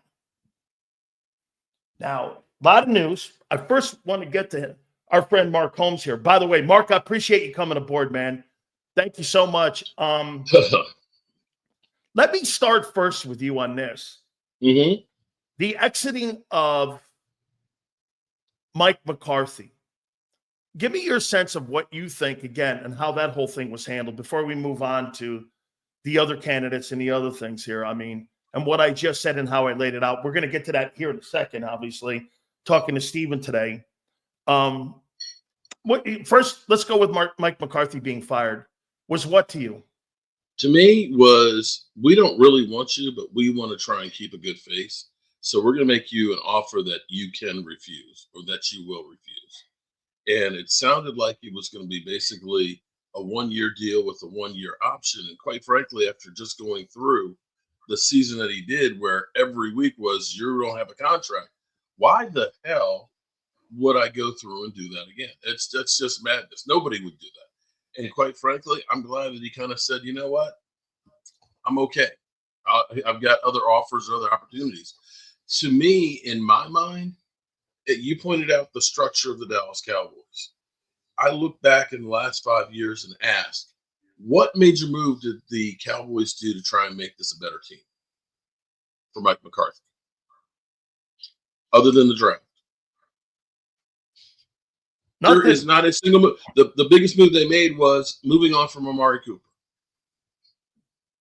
So you look at this and say, through the course of the last 30 years, the best period we had was 3 seasons of 12-5 and in the playoffs. You never had more than back-to-back playoffs. And in fact, I believe you only had 6 12-win seasons. It might only be 5, and he had 3 of them. So it's not that he wasn't able to coach. I think he was actually hamstrung by the Joneses. How can you expect to succeed when you are the least spending team in free agency since 2016? You just can't win. And you're getting hamstrung by Jerry Jones every single time. You said the perfect thing. It does not matter who comes in here if the power structure stays the same. It doesn't matter. Here, Mark, let me go now into what I talked to Steven about earlier today. They're going to have a Zoom conference call tomorrow, and Todd Williams is going to be in the room along with Steven and with Jerry, obviously dominated by Jerry. They have a really great love for Kellen. They like the guy a lot. They think a lot of him. He had 2 number 1 offenses when he was in Dallas. He showed one thing. I think he grew this year as a coordinator. I'll tell you why. He figured out the skill set of the quarterback, and he knew the quarterback wasn't good enough to throw the football in the air. And what did he do? He adapted to running the football because he saw it. I mean, think about it, Mark, what I just said. There's not a chance in hell the Eagles are happy with the way that thing has turned out. They're going with it because you know why? They're 15-3. You're not going to upset that right now. But the way they put the team together, that's not what they wanted it to look like. So that's where they think that he has grown as a coordinator, is because he looked at the skill set. I mean, Jalen Hurts had 2,900 yards, and they're 15-3. You know, the quarterback doesn't just get the credit for winning. The coordinator's number 1 job is to win ball games, not to make the quarterback look good. I mean, he made the quarterback look good in Dallas, and it didn't result in any postseason winning. He's making it now, and now they're in the divisional round with a great shot to get to the NFC Championship game. Here's what I'm going to say to you. Okay, now let's be realistic here. When I've looked at the Eagles over the course of the last several years, who's had a better offensive line? The Eagles. Who's had the better running game? The Eagles. Who has had the better wide receiving core? No doubt. Okay. The point, but Mark, wait. But hold on. Last year, they fought that with Brian Johnson and wanted to jam that peg in that square peg in a round hole. And they knew last year they had all those numbers. They had the best O-line, the quarterback. Get this. Both receivers got extensions. And they were 1-6 down the stretch. This year, this coordinator went like this. Fuck that. We're going to run the ball. Which was winning football. But not only do you need – but here's the problem is right now we are scapegoating Mike McCarthy. Now as he's going out the door, we're saying, oh, him and Dak Prescott didn't get along. It's like, what the hell is that? They hung out at Mike McCarthy's house in Pittsburgh and all his stomping grounds. Dak Mark. Prescott went to, that's the Joneses trying to Mark, code how and in act the like world, how in the world would anybody in Dallas look at Mike McCarthy as a scapegoat when everyone knows what Troy Aikman said? There's no It's fucking true. plan in Dallas.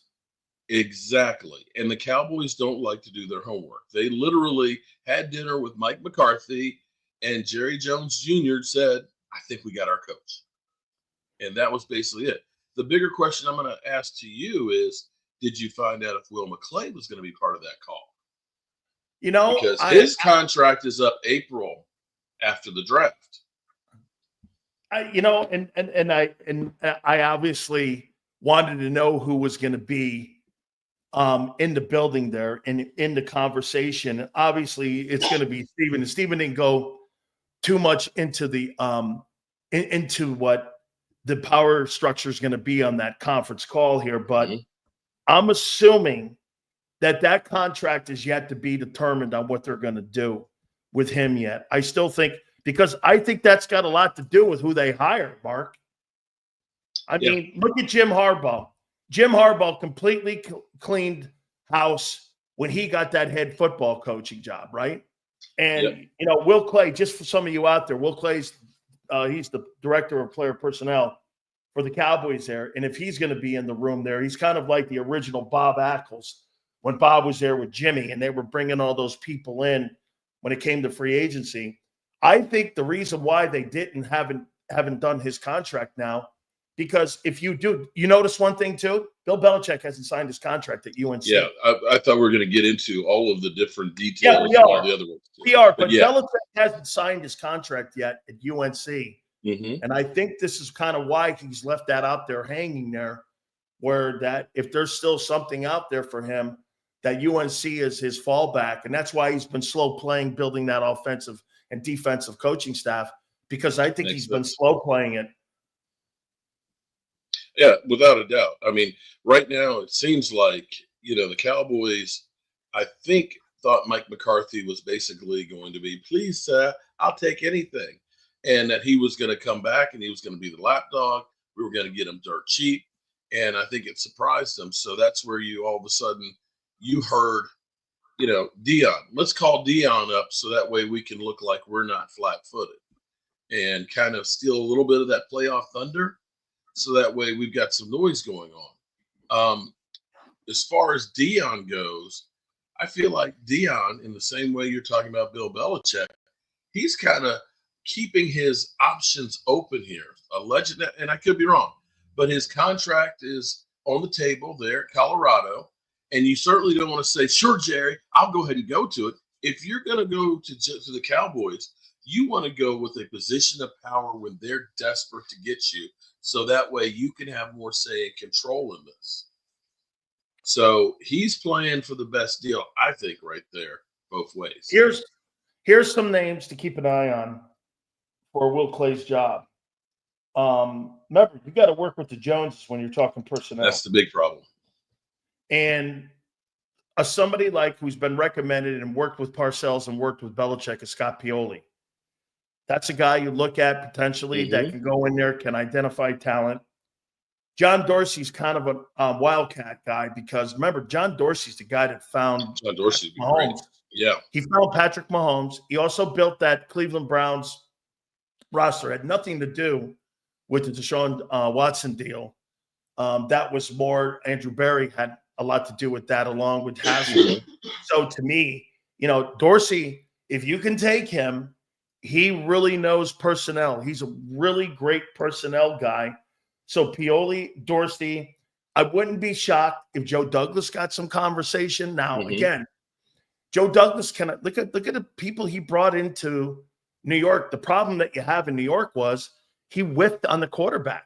I mean, the draft, he whiffed on Rodgers, but he didn't whiff on the personnel that he built with the team. He can identify personnel, but they whiffed at the quarterback position. So those three guys, I think, especially Pioli, if it ever got to a point where they were talking to Belichick, Pioli would work. I think if I'm not mistaken, that'd be a match made in heaven.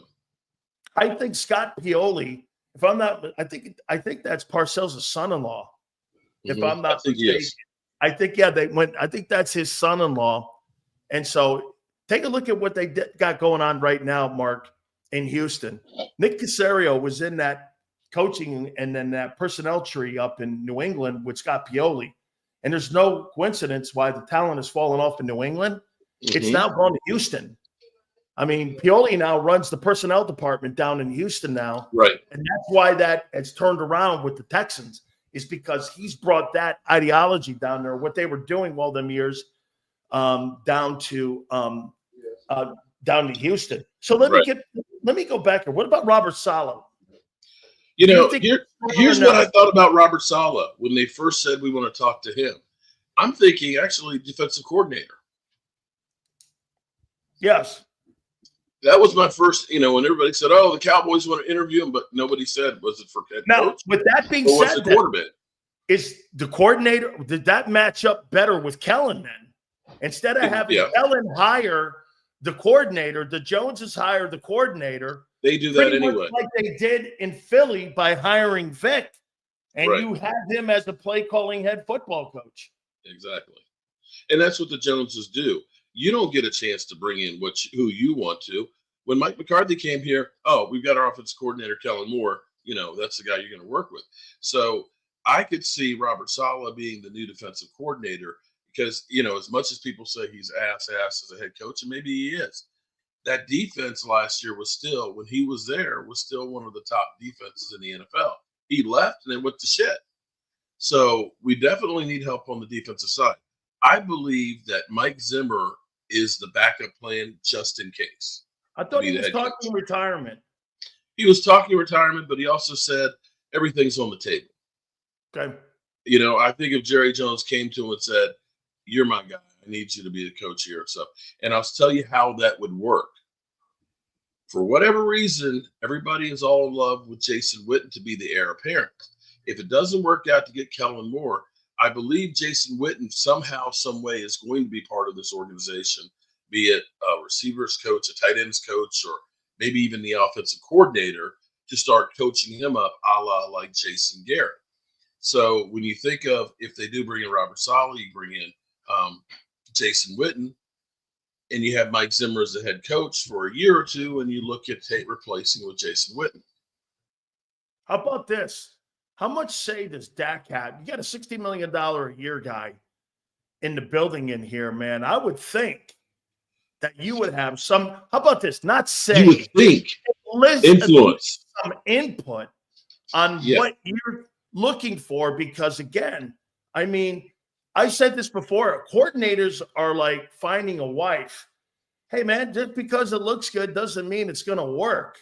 You've got to find people that are going to work together here and are going to be compatible. Hey, give me a heads up here. Was the relationship with Kellen Moore and Dak a good one?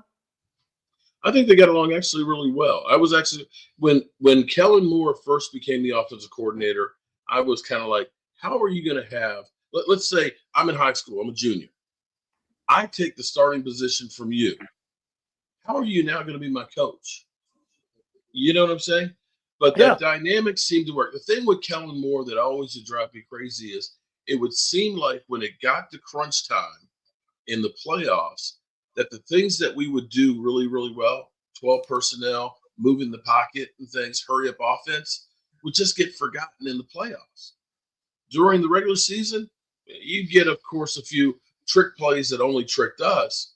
But for the most part, he wasn't bad, except when you got to the big games. Can I say this to you about that? I'm going to disagree a little bit here. I think he had more restrictions in Dallas than he does in Philly. I think he had to go along with more of a game plan on what they wanted the team to look like, and he had to follow more in the guardrails in Dallas on what and how the game plan was. Oh, everybody does. In Philadelphia, because you know what he did in Philadelphia? He went against the way Howie Roseman built the team. You can't do that in Dallas. So when you say, what happened to this? What happened to that? How do you know the influence from the Joneses on the game plan and what they wanted it to look like? Was it more of an impact? Because they meddle in everything. Whereas here, this is why people are going like this. Kellen's offense, you're 15-3. You're moving on to the divisional round with a great chance to go to the NFC title game. And this guy now, he went against everything the front office in Philadelphia actually built.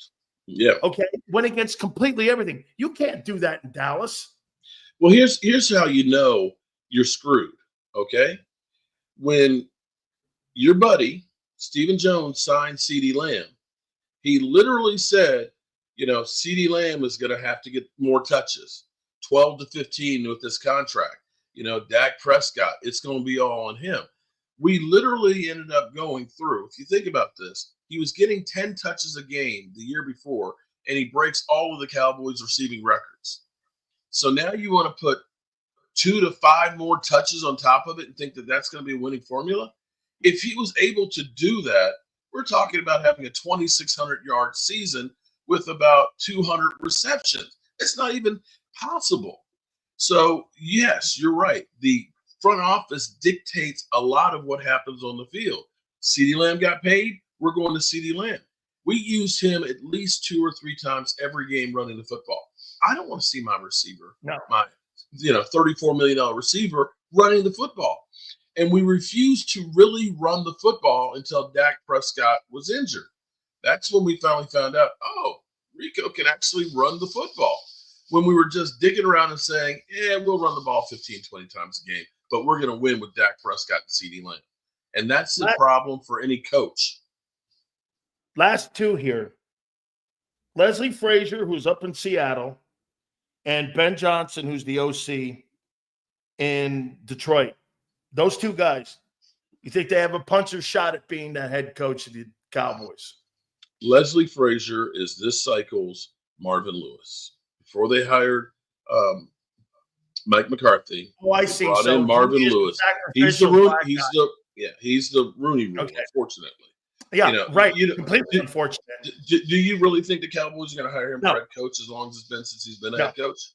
No. Sorry, that's not going to happen. He's the sacrificial black dude to coach and interview so that you could say you interviewed a black guy. Now, technically, Saleh actually qualifies as well as one of those candidates for head coach. But see, this is where, again, I think it's actually for defensive coordinator because you have to interview them for a head coach. Remember, that's right. You can't do lateral moves. Right. So I think he's actually going to be looked at. I got what you're saying. Yeah. So you bring someone in that you're going to say is going to be a head coach. We've already done that. We're actually going to interview him for offense. I got it. You could go down that route. You could go down that route. I got you. I got it. Because it doesn't make any other sense because nobody's hiring, Leslie right now as head coach. No. And that's the only thing that possibly makes sense to me. As far as Ben Johnson, I like Brian Flores though. I'm a Brian Flores guy, man. I like him. Brian Flores. Here's the thing about Brian Flores. He got a raw deal in Miami because you think about what he did with that team, and they weren't building a team. The problem with Brian Flores is he basically told ownership, "Fuck you, I'm not going to tank," and kept on getting those guys together. And he had turned that team around that started off poorly and almost made the playoffs. And he's got the lawsuit. So I'm not sure a belligerent coach that's going to go ahead and fight Jerry Jones is going to fit. As far as Ben Johnson goes, Ben Johnson is going to want a lot more money than what Jerry Jones wants to pay. And Ben Johnson kind of sent them a message that if you're going to be – I want a team that's going to work hand in hand with the coach. And I want an organization to admit the mistakes that they made in the past. That ain't happening. And at $18 million a year. Yeah, that ain't happening. You can forget it. Yeah, absolutely. I'll make the point to you. The head coaching job in South Bend is a better job than the job in Dallas because you don't have to answer to anybody. You're making $10 million a year. You got a high-profile job. And my last question to you, Mark, what side of the aisle are you on with my friends? Michael Irvin's side, that you think it's a good job? Or are you on the side where Troy Aikman says, this is not a good job. This is not a plan. You're only going to – honestly, if I'm worried about trying to win a Super Bowl and building a team and making my legacy like, say, a Joe Gibbs, you're not coming here. You have to deal with the Joneses that are going to be front and center. When the game is over, I don't want the owner and the son answering the questions of what's going on with the team and the injuries and everything else and putting out this narrative.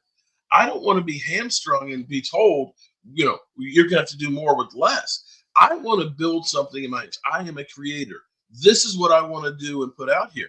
And if you can't get the pieces that you need and work hand in hand with the front office, and you're going to take less money than most jobs, why would I want to come there? Just for the publicity? Mark, do you think the Dallas Cowboys are a place that free agents covet to want to go play? The sad part about it is we actually have a lot that do want to come here, but we have the cheap Joneses that don't. Bobby Wagner wanted to come here with Dan Quinn. Derrick Henry. Okay.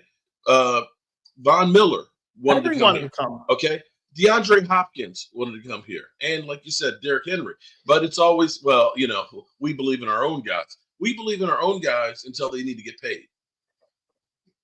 Because like guys like Osa Ndigazua, and I'm afraid actually Rico are going to be too expensive. They're going to say we're not going to keep those guys. But that's the organization. Okay, I could not let you out of here without a couple comments on the Eagles. Oh, okay. What do you think of the Eagles' chances on winning the Super Bowl, and how much would that make you fucking throw up if the Eagles are in New Orleans and they win the Super Bowl? If they're in the Super Bowl in New Orleans, I may just have to shut down my channel, bro. It's hard enough that right now I'm becoming like the cream spot in an Oreo cookie because I got Commander fans on one side and I got Eagle fans in another. Wait, I thought it was Philly 500 here and me on the other side, and you guys are on the same side, man. We have the inside out. We have the chocolate Oreo cookie. Bro, it is so bad that I had a Commander fan on a live stream Zoom call, and we got mooned by his ass, okay? It's just gotten raw. Bro, if either of you two teams go to the Super Bowl, it's going to be absolute hell. And quite frankly, I think the Eagles with Kellen Moore winning, and then Dan Quinn finding a way to win on Sunday literally pissed off Jerry Jones to the point where Mike McCarthy was the dog to kick. So wait, you're predicting you think the Commanders are going to play the Eagles? Oh no, I didn't say that. No. Oh, okay. I said because both of them won. Okay. That had to drive Jerry Jones crazy. Oh yes. Yeah, that's when the shit hit the fan. Okay, seeing those two guys winning. Who wins in the NFC title game? I'm assuming you got Lions and Eagles. Everybody's got Lions and Eagles. Okay. I should say the Eagles because it seems like I'm the jinx. So if I say Eagles, they've got no shot in hell. It should be a good game. But the thing about the Lions that surprised me is they have been so beat up on their defense. To see them play this past week, the reason why I don't want Kellen Moore is the players emulate the coach. You know how Jimmy Johnson was. Those players were loose, they were arrogant, and they backed their shit up, just like Jimmy. And I see Kellen Moore, and it's kind of like, you know, that's where I'd actually like a Brian Flores actually better. If you had to tell me, say, take Brian Flores or Kellen Moore, I take Brian Flores because I think he can relate to firing up guys to run through a brick. I could just see Dion being the head coach. Oh, now Dion, that alpha dog there. If he were actually able to be the coach and pick the groceries, it might be interesting, bro. Could you imagine Skeletor and Deion Sanders, or excuse me, Jerry Jones and Deion Sanders working together in front of who? Hey, who would hog the mic more? No, the bigger question is where would you put all the money? Do you know how big game days would be for the Cowboys with prime time on the sideline? See, that's what Jerry Jones doesn't understand. He wants to control and all that. Bro, you put Dion in there. Dion is going to be the show that you want. You don't need freaking mariachi bands and the big screen. You got prime time on the sideline there doing the show for you.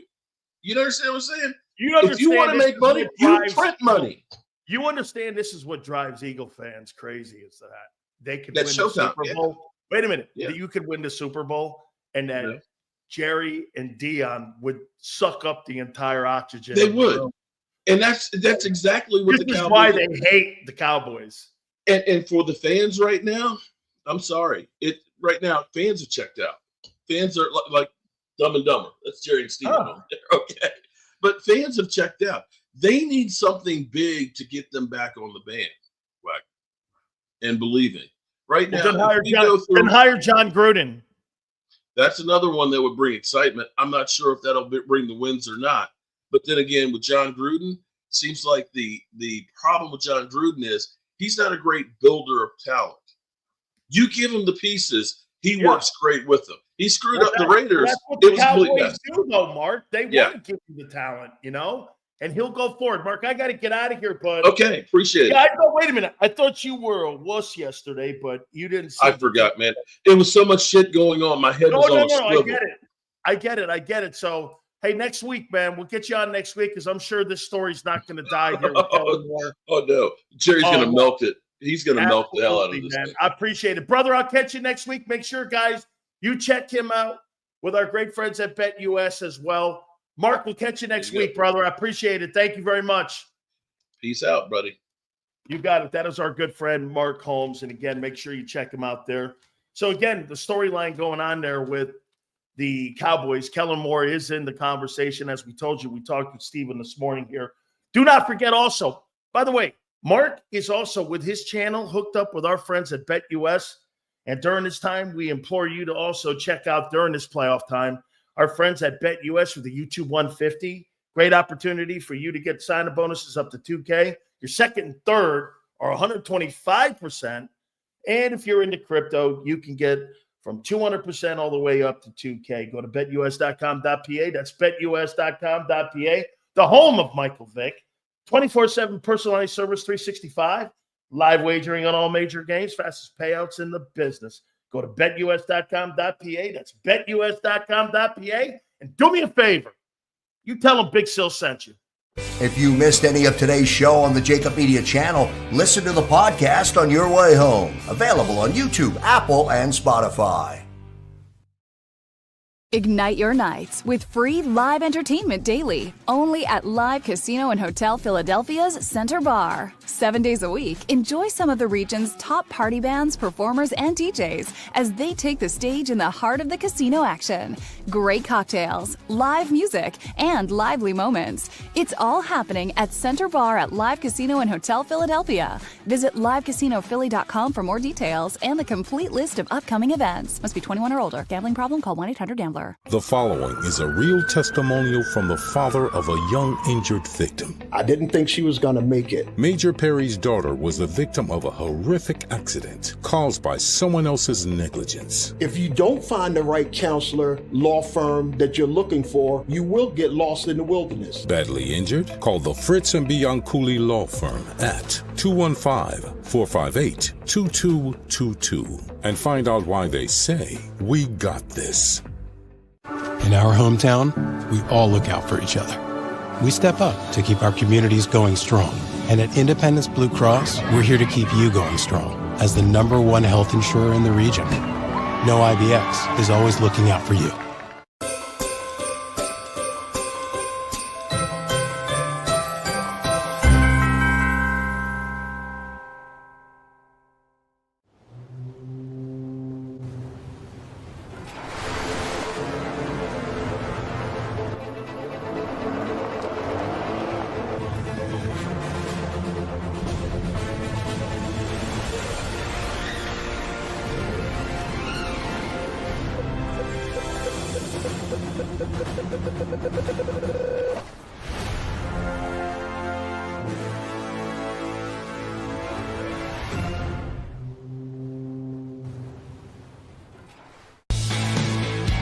We noticed that there was mold creeping into our basement about a year and a half ago, and wanted to make sure that we were getting rid of the problem permanently.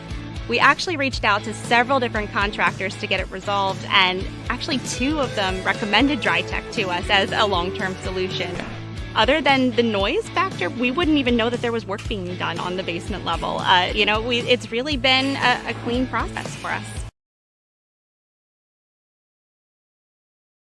Score and save this football season on your car insurance. Before the next game, save up to 40% on your auto insurance policy. That's right, 40% savings. Call an Audible this season and contact the Del Val Insurance Group. They're an advocate for you, not an insurance company. That means they'll get you the right coverage and save you up to 40%. Call managing partners Fran or Jim of Del Val Insurance, 215-354-0122, or score and save at dvigi.com. dvigi.com.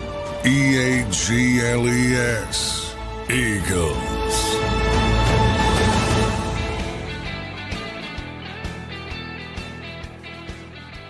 King of the flip-flops, Seth Joyner, baby.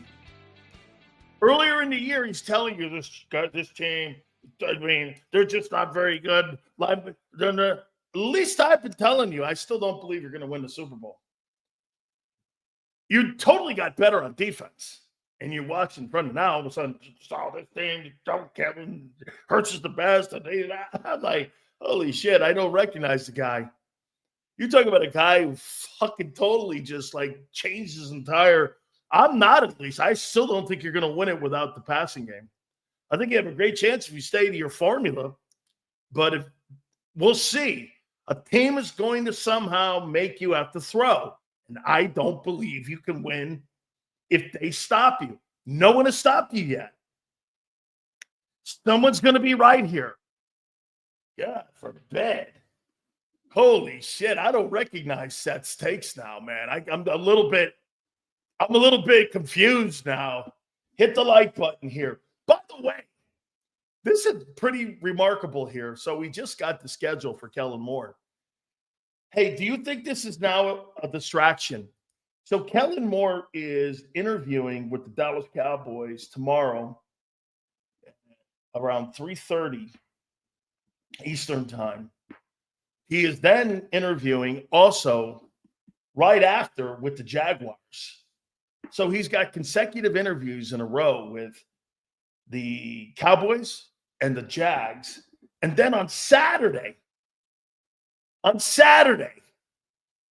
the day before the divisional round games, he's interviewing, like I told you he would, with the Saints.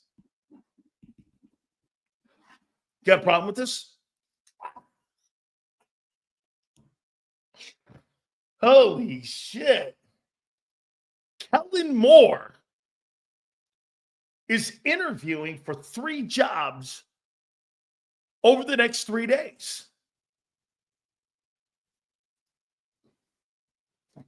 Oh, no problem. So wait a minute here.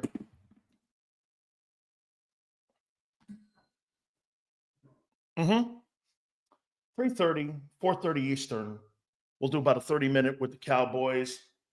Excuse me, what? We got a team meeting? I'll be right there. Oh, we can't start the meeting without you. I know, I'll be right there. Yeah. Oh, Jaguars on Saturday now. Wait. Let me check my schedule for the walkthrough.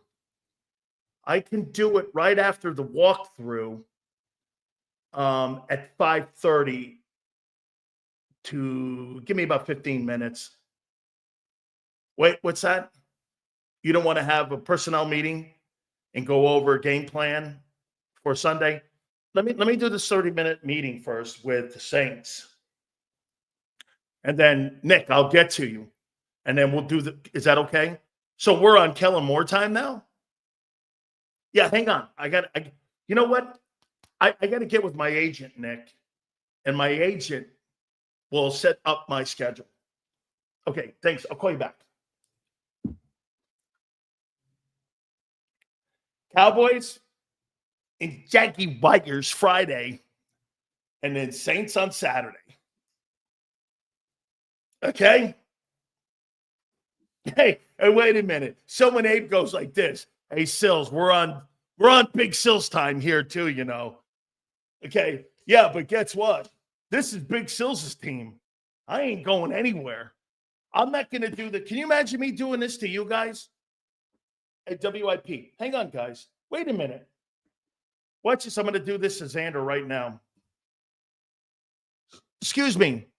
TP, hang on for a second. I'll get to you in a minute. WIP. Yeah. Well, I'm doing my show right now. My audience, they'll hang in there. Yeah. Yeah, the audience that helped build my show, yeah, well, they'll hang in there. Well, yeah, they'll hang in there because I told them to. Yeah, well, audiences, don't they usually flip off people who flip them off? Yeah, but don't worry about it. I'll handle this. So when would you like a meeting? I'm on 2 to 6 Eastern time. Oh, you want a meeting 2 to 6? Okay, well, let me check. Xander, I need a day off tomorrow during the playoff week for the divisional round. It's Football Friday, and they want me to interview 2 to 6 for WIP. I'll take a vacation day, okay? Hang on. Sorry, TP. I'll get to you in a minute. I'll get to Xander in a minute. I'll get to all of you in a minute. Yeah. Okay. Oh, my audience don't care if I take the day off because they'll be here tomorrow. Are you sure? Yes. Aren't you doing a show now? Don't worry about it. The structure of integrity of my program. Don't worry about it. It's me. All right. I'll get that. Pretty shitty, huh? Pretty shitty if I did that to you. Like Brian Kelly taking that fucking Notre Dame job and leaving his kids high and dry at University of Cincinnati for the Sugar Bowl. Pretty shitty, right? TP, thank you. If we win, Sills, you got to write Jalen an apology and have J-Mac give it to Jalen on the post game. Got you, brother. Thank you for being a member, man. I would never do that to you guys. Okay? I would never do that. I'm on your time. You're not on my time. I'm on your time. You take time out of your day to fucking come here. I got to be here to try to make something happen. I got 4 hours of dead air. Remember that. I always believe this. As a host, I got 4 hours of dead air to fill. 4 hours. Dead air.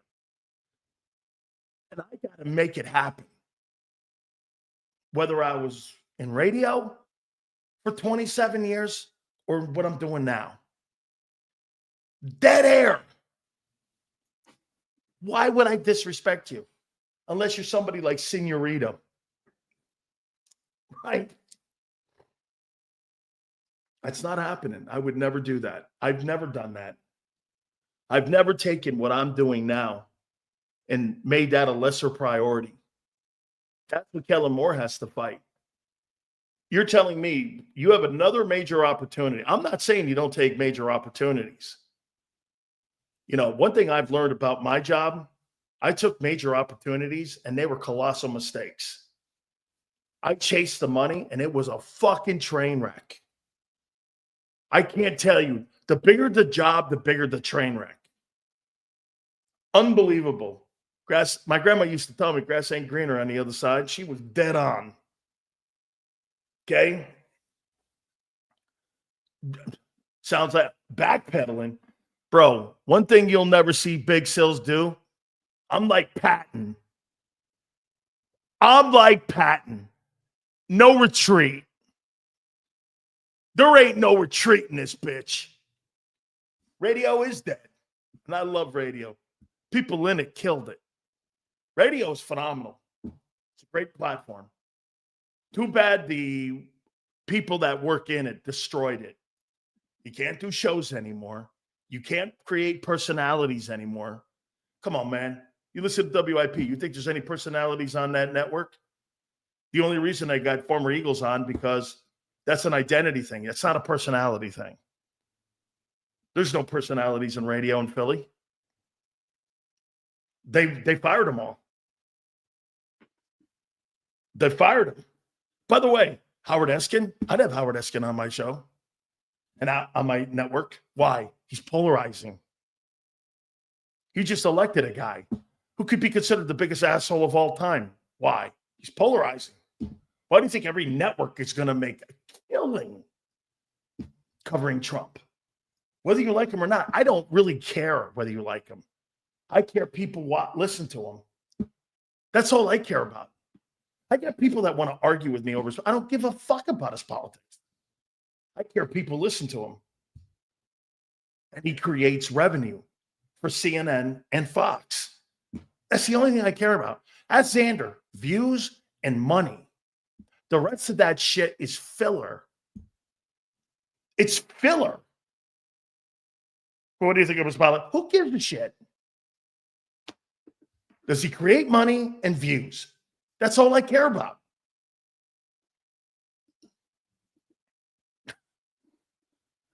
Eskins turned into Ed Reed, Sills.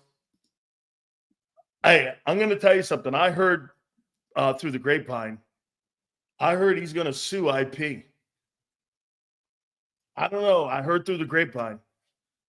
Keep an eye on that Howard Eskin's going to sue WIP and Odyssey. He didn't tell me that. I've just heard it through the grapevine that something's coming down the pike for wrongful termination. Just keep that out there. Jalen Hurts spoke yesterday. We're going to get to that. So hit the like button, guys. I appreciate it. Thank you, guys. You guys are wonderful, man. You guys have created a great platform here for all of us, you and me. He's going to lose too. Just like the guys who sued JAKIB. Oh, man. Mike got killed in court so bad. He tried beating up Joe Krause. Oh, my God. I'm sorry, Xander. Mike got beat so bad in court. He tried beating Joe Krause up. He got so mad. I'm going to leave it alone. Let me move on, man. Oh, my God. Hey, you know me, Xander, man. I got no filter, man. Hit that like button. Bitches, how you doing? All right. So, oh, yeah. Hey, listen, I'm going to talk a little bit about the playoff games, too. And we will also hit a little bit here up on Hurts. Hey, guys, you know me, man. No filter. No filter, man.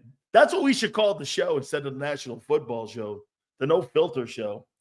There ain't no filter here. Hey, are we not all of us here? We equal opportunity offender. We really don't care who you are. Okay?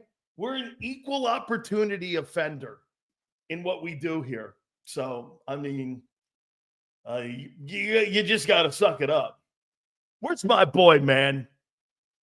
Where's my boy, New Jersey Maniac? Where is he when I need him, man? He's been here since day one. The Jalen Hurts show makes more sense. No, you know, there's limited talk and there's limited numbers.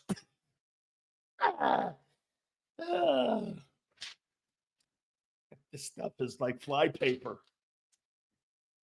Here's Jalen.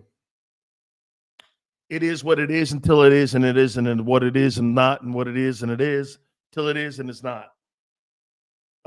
What's the next question? Well, you know, continuity and this it is, what it is, it's not, and it is, it's this, it's not. It's not something until it is. Okay, well, what about the passing game? Well, you know, I'm here to win, and that's it, and this is to this, and that's to this, and that's this, and that will always be this. Okay? What about Barkley in the run game? Well, you know, he's really played hard, and it is what it is, and it's not what it is, and it is that, and we win. Okay? The Rams, the really good football team, and it is what it is, and it's not, and it is, and it's what it is, it's not what it is, and it is what it is. Okay. By the way, I'm not goofing on him when it comes to anything other than this. He's giving you exactly what he should be giving you. He's not looking for any bulletin board shit. He's doing it absolutely correct. This guy's pretty savvy. I'll give Jalen Hurts that, man. He's pretty freaking savvy in how he deals with the guys. It is what it is, and it is, and it is. Hey, Kellen Moore calls the plays. You'll have to deal with him on that. Ooh. It is what it is. The play it is, and it is not, and it is, and it's not, and it is what it is. Okay. Everything has a name, and everyone has an impact on the team, and we all work our own ways. We all have our is what it is, and it is, and it not, and it is. What about the 400 touches of Barkley? It's impressive, and it is what it is, and it is what it is. Growth from the Super Bowl when you lost. Well, I learned a lot, and it is what it is, and it is what it is. Finally, we're looking to work together and making sure that everything it is what it is and it not. There was the press conference for Jalen Hurts.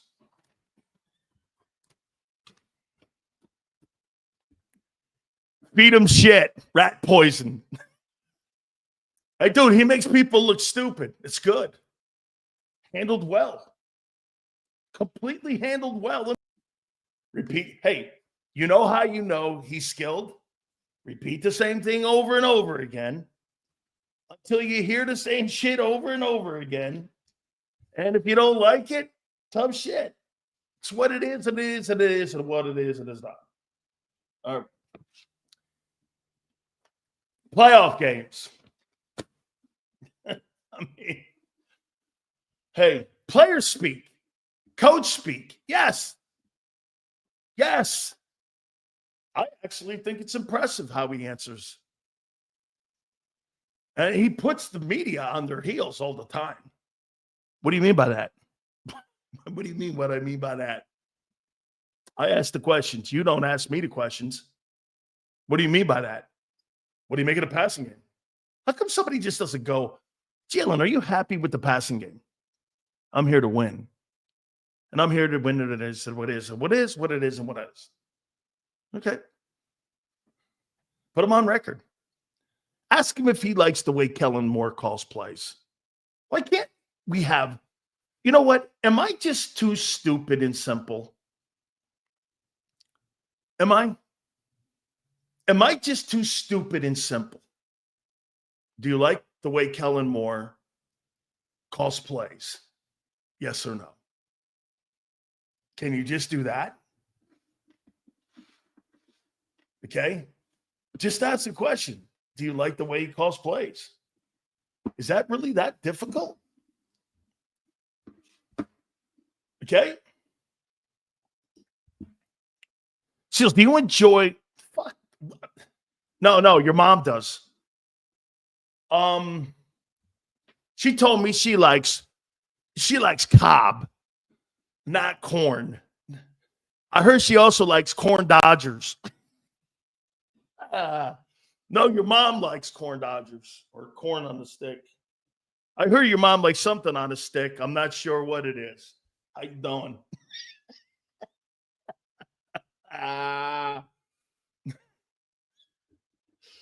Why, so you got something against people's moms? What's wrong with that? Mom hits home. Dad, no one cares because not everybody knows who their dad is. Everybody knows who their mom is. Okay? Everyone knows who their mom is. Are you my dad? Are you my dad? Are you my dad? I don't know. Your mom tells me I am. Remember something. You got to take the word of it. If you're not there, you got to take the word that that's your kid. Like I was born when my kid was born. I was there. I almost fainted. So if you're not there, you're taking someone's word. You're the dad. Okay, here's your dad. Were you there? No. Did you see her born? No. Well, how do you know? Well, they told me. Men are stupid. You see how stupid men are? Look how dumb men are. If you're not at the kids, I had to be there when my kid was born. I totally had to be there when my kid was born. I had to see it, be sure. Okay, because if you're not there and you're at home eating a sandwich, here's your daughter. Oh, that's my daughter? Yeah. How do you know? Were you there? No. Okay. Whose word you taking? My wife's? Okay. Sure. You better have a really good relationship with your old lady. If you're not there, you don't really know who your kid is. You're just assuming it. Unless you're swabbing. Is that my kid? Yeah. Who told you? My wife. Oh. Okay. She also told you she didn't spend $200 last week too, right? Yeah, that same woman? Okay, sure. All right. Yeah, okay. Oh, man. Okay. Yeah. Okay. Jalen will be fine. Yeah, because he's really been great all year. He knocked off a little, okay, rust. He knocked off a little rust last week. No. He's had rust for 19 weeks. What are you talking about? He's had rust for 19 weeks. He's been rusty all 19 weeks. 135 yards passing, 50 yards throwing. Hey, Zaner's going to ask me on the post-game show or pregame show, so what are you looking at, Sills, for Hurts this weekend? 135 passing, 45 rushing. What else would I look for? Isn't this kind of an indictment on him a little bit? Jalen Hurts throwing the ball over 200 yards in a game in playoff games. He's 0-3. He's 3-0 when he throws for less than 200 yards. And the story. Okay? I'll tell you what, boss. 15-3 will be brutal if you don't bring it home. How you doing? 15-3 will be the greatest disappointment in the history of the Philadelphia Eagles if you don't bring it home. Oh, look at Ray. Ray's happy with 15-3 if they don't win a championship. Okay. No. What's bullshit? Ray, when Jalen Hurts in playoff wins throws the ball for less than 200 yards, you're 3-0. When he throws the ball for more than 200 yards, you're 0-3. It's not bullshit. It's what he's done. There's no bullshit to that. Look it up. Look it up. Look it up.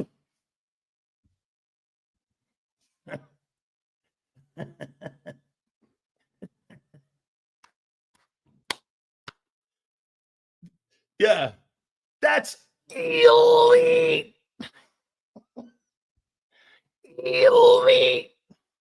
Give me a break, man. Freaking elite. You got to be kidding me. That's a fact. Hey, Ray, ain't no lie. Look it up. How you doing? Tell them, Red Bottoms. It's a fact. We only speak facts here. Okay? We only speak the facts. How you doing? Elite.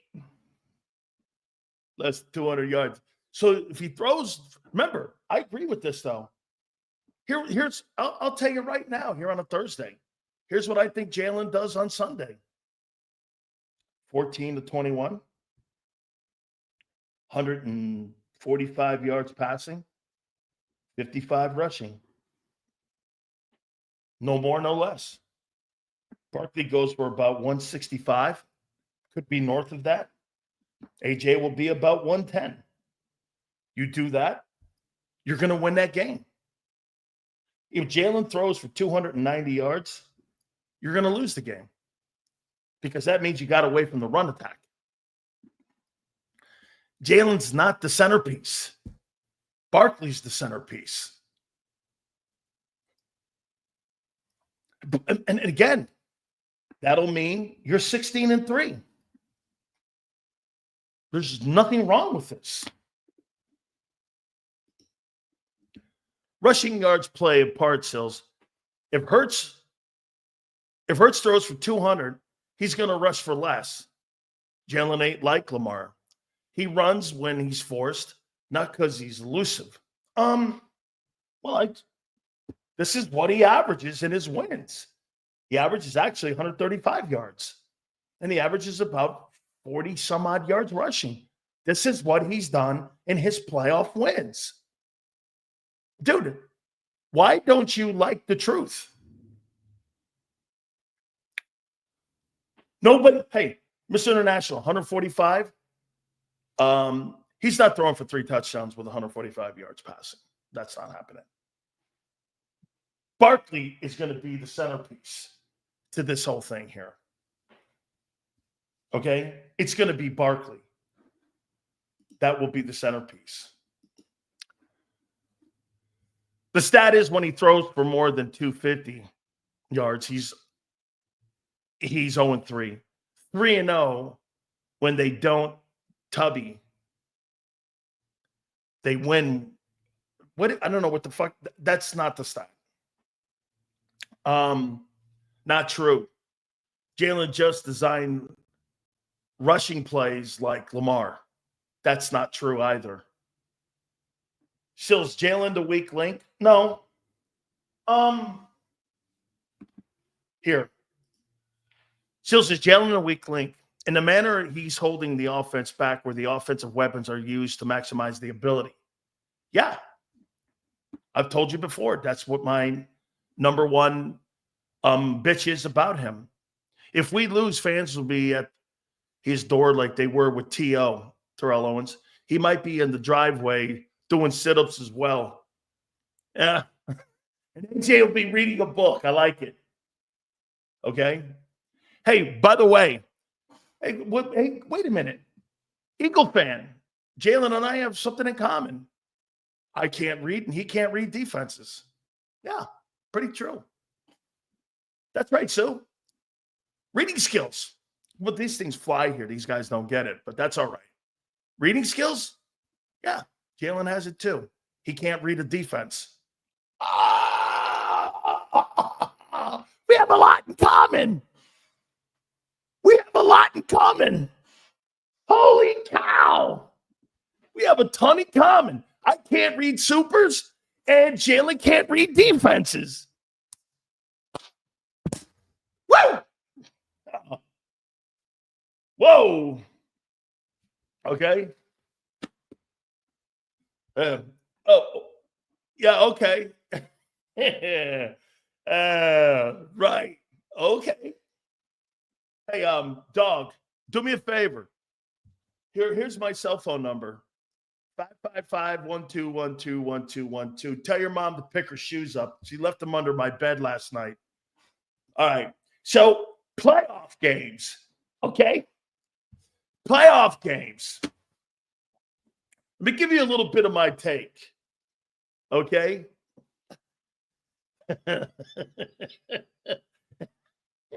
Let me give you a little bit. Let me give you a little bit of my take here, man. All right. So let's do some of the playoff games here. Baltimore. Here is my question mark on the playoff teams. Baltimore. Can Lamar Jackson win in the playoffs? Can he win in the playoffs? You know, you guys think I'm so hard on Jalen. Well, let's get hard on these guys. Can I say that on TV? Let's get hard on these guys.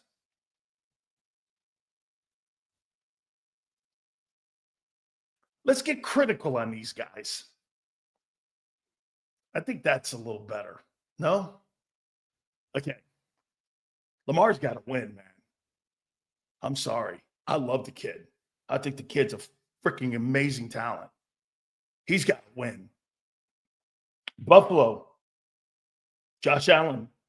Will Allen carry his team to the Super Bowl?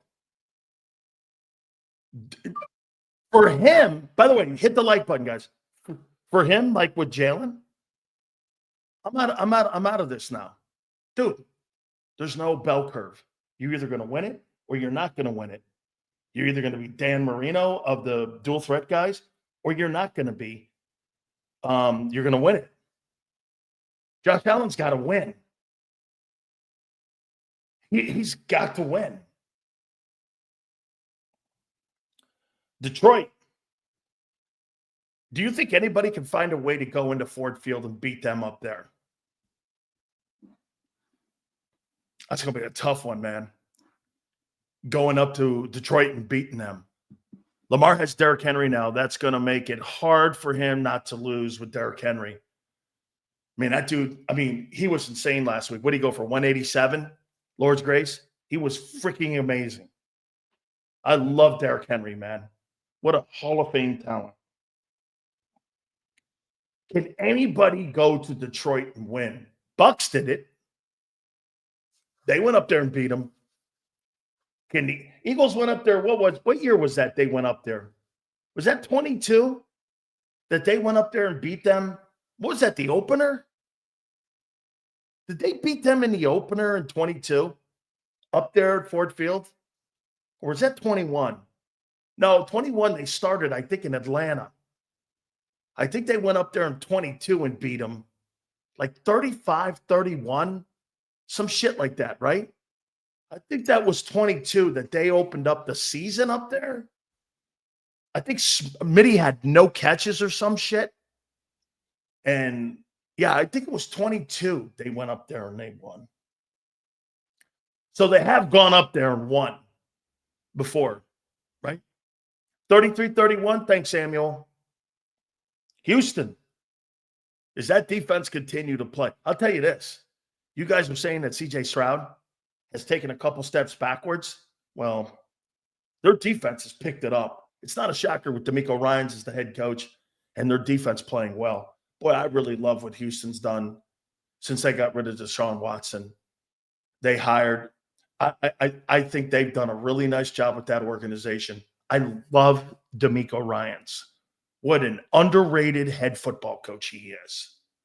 He is really good, man. How many? Let me throw this at you here with Kansas City.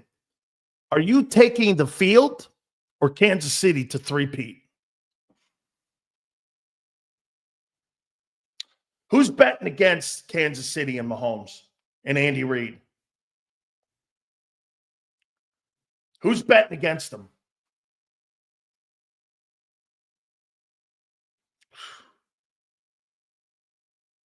So, like, it's this could be their fourth Super Bowl in 6 years? Fourth Super Bowl in 6 years. Are you taking the field because you just don't think it can happen?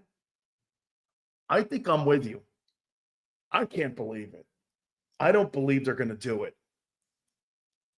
It would be one of the greatest accomplishments of all time if that football team were to go on to win a Super Bowl. I just can't believe it. Okay? I just can't believe it. Okay? Don't kowtow to these fans. Simpio, pick the Rams. Pick the Rams. Why would I pick the Rams? They don't have a punch. They got a puncher's chance. Okay? Let me ask this question before let me do the Commanders. Can Jaden Daniels, can he keep it up? You know, I don't even think I got to all my topics. Hang on. Yeah. Here. Will the Eagles' passing game become an issue Sunday?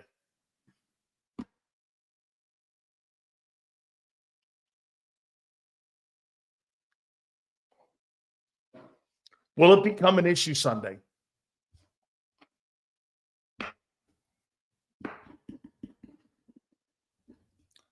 Nope. Abe, yes.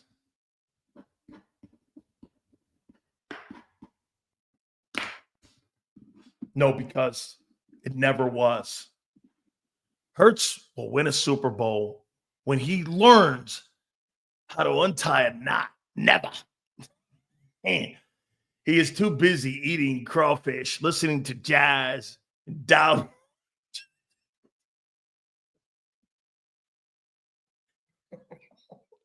Pump, pump, pump, pump.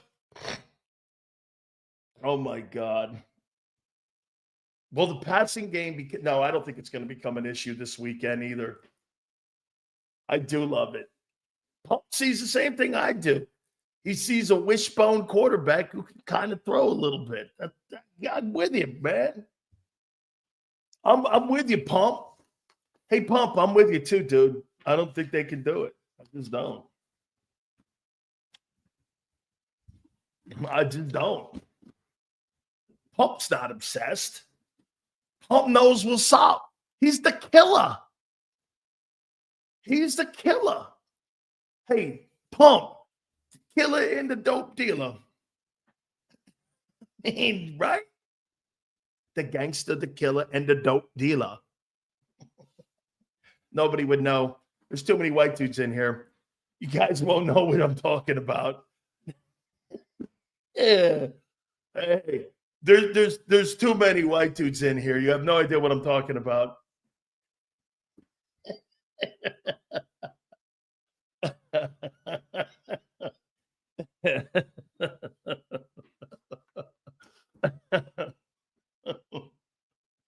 Oh, man. Hey, I'm going to rank the games now, too. Okay. Hey,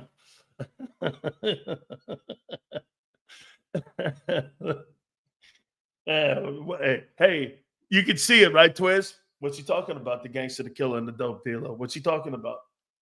It's all right, man. Don't worry. It's all right. I got you. Hey, get this. I guess I'm white. Oh, I bet you are. Yeah, it's cool. Don't worry about it. You'll be all right. What do you think is the most intriguing game this weekend? What game are you making number one? I got Baltimore and Buffalo.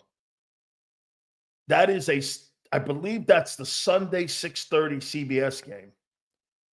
Man, I can't wait. Lamar Jackson versus Josh Allen. Dude. Josh Allen, Lamar. Who wins this one? Man, Baltimore's playing great. Derrick Henry's playing great. Who wins this? I think aren't they tied in facing each other? I think they're 4-4 in this game. Aren't they 4-4, something like that? It's in Buffalo. Damn.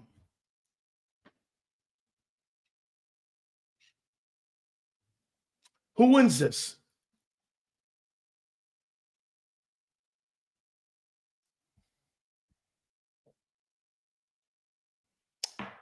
I'm going to go 28-27.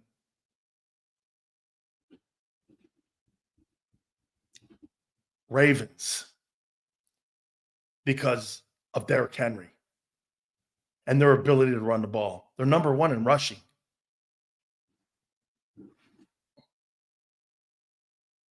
I got the Ravens. Washington at Detroit. Man, the Commanders are playing such great football. They've gotten better and better on defense. Their running game has picked up. Jaden Daniels is a star. Detroit's defense is leaky.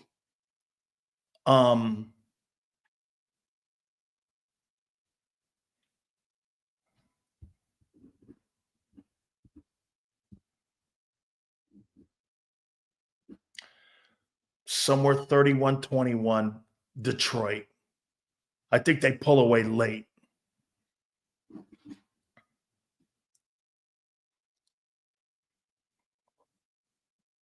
Houston, Kansas City.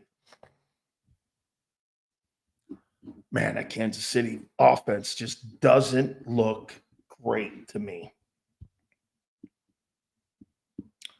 4:30 ESPN Saturday game.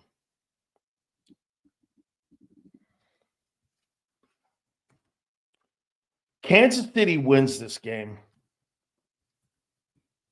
Kansas City wins it. But I think they're going to struggle a little bit. I do. I think they struggle a little bit in this ball game. I think they struggle a little bit. KC. Lamar Prescott. Yes. He's got to win, man. I'm with you. He's got to win. Josh Allen is probably going to get hammered. He's probably going to get hammered if that guy ends up losing this home game. Number 2 seed up there, absolutely. If they don't win this game, that's going to be an issue. Okay? Absolutely. All right, folks. Do me a favor. Make sure you check out our great friends at BetUS. Great opportunity during this football season. Some of the games that I just mentioned, you guys are going to get your opportunity to, again, sign up with our great business partner during this holiday season of football. It is the holiday season of football. That's what I call it. NFL playoffs. Then you also have the championship game on Monday. So you're going to come out of a holiday of football games, the divisional rounds this weekend, and then you got the national championship game also on Monday between Ohio State and Notre Dame. Make sure you team up with our friends at BetUS. Don't forget the 150 YouTube 150. You can sign up to 2K. Your second and third is 125% up to 2K. And your crypto, if you're into it, that's 200% signing bonus up to 2K. Go to betus.com.pa. That's betus.com.pa. Fastest payouts in the business. 24/7 personalized service, 365 days of the year. Live wagering on all major games. Go to betus.com.pa. That's betus.com.pa. And do me a favor, you tell them Big Sil sent you.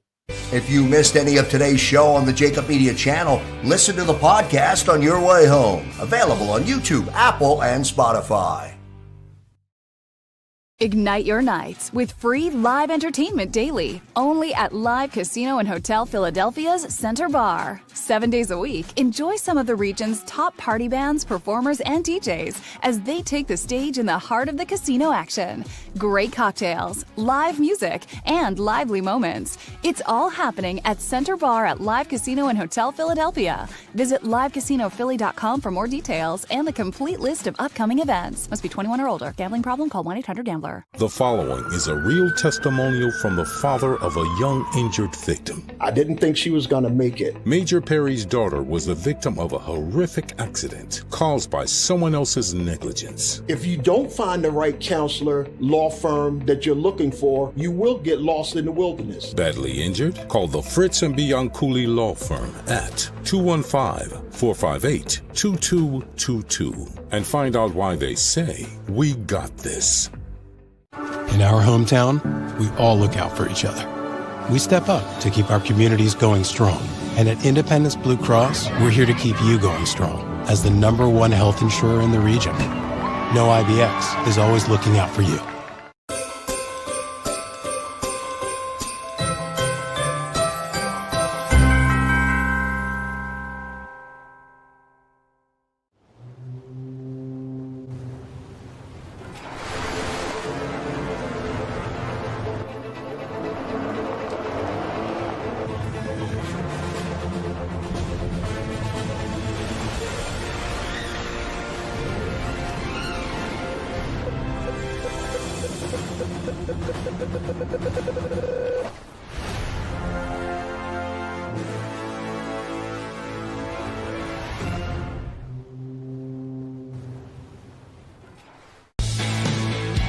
We noticed that there was mold creeping into our basement about a year and a half ago, and wanted to make sure that we were getting rid of the problem permanently.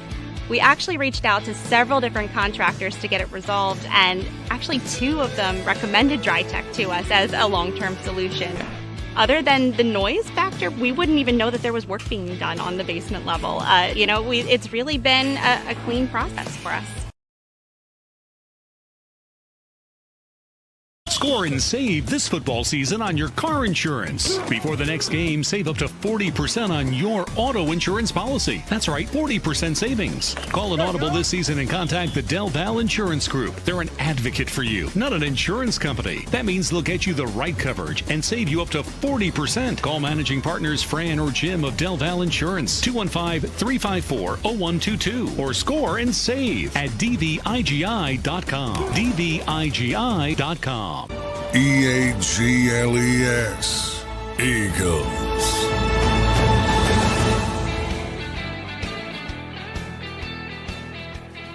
Well, Eagle fans, congratulations to Saquon Barkley.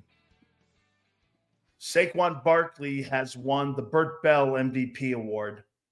Now, Jalen Hurts won this a couple of years ago. I believe Carson Wentz has won this. Jaws has won this. This was one of the original MVP awards back in the day. It's not quite at the prestige that you see with the AP, but it still carries a lot of weight that he has won the most valuable player award in the NFL, the Professional Player of the Year.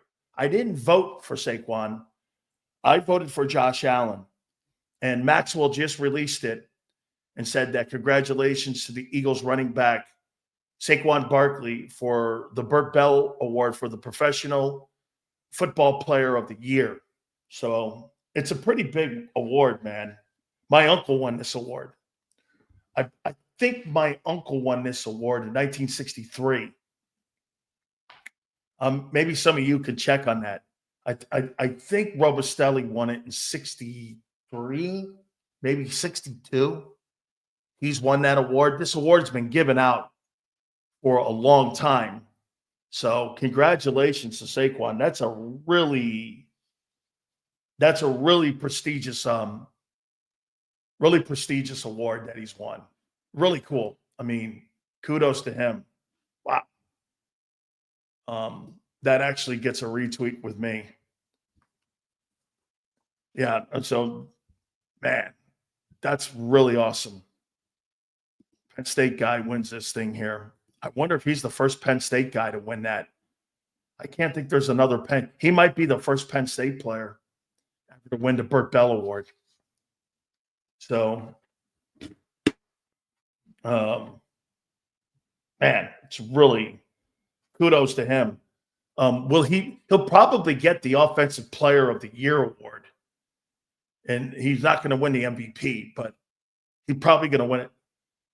That could be a great take, Real. Maybe Franco won it back in those Steeler days.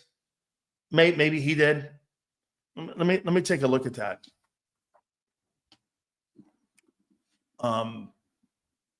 It's a really great honor. That's a big time award, man. Guarantee you the Eagles are extreme. Can you imagine the New York Giants? They let go of the Burt Bell Award winner. Man, how in the world?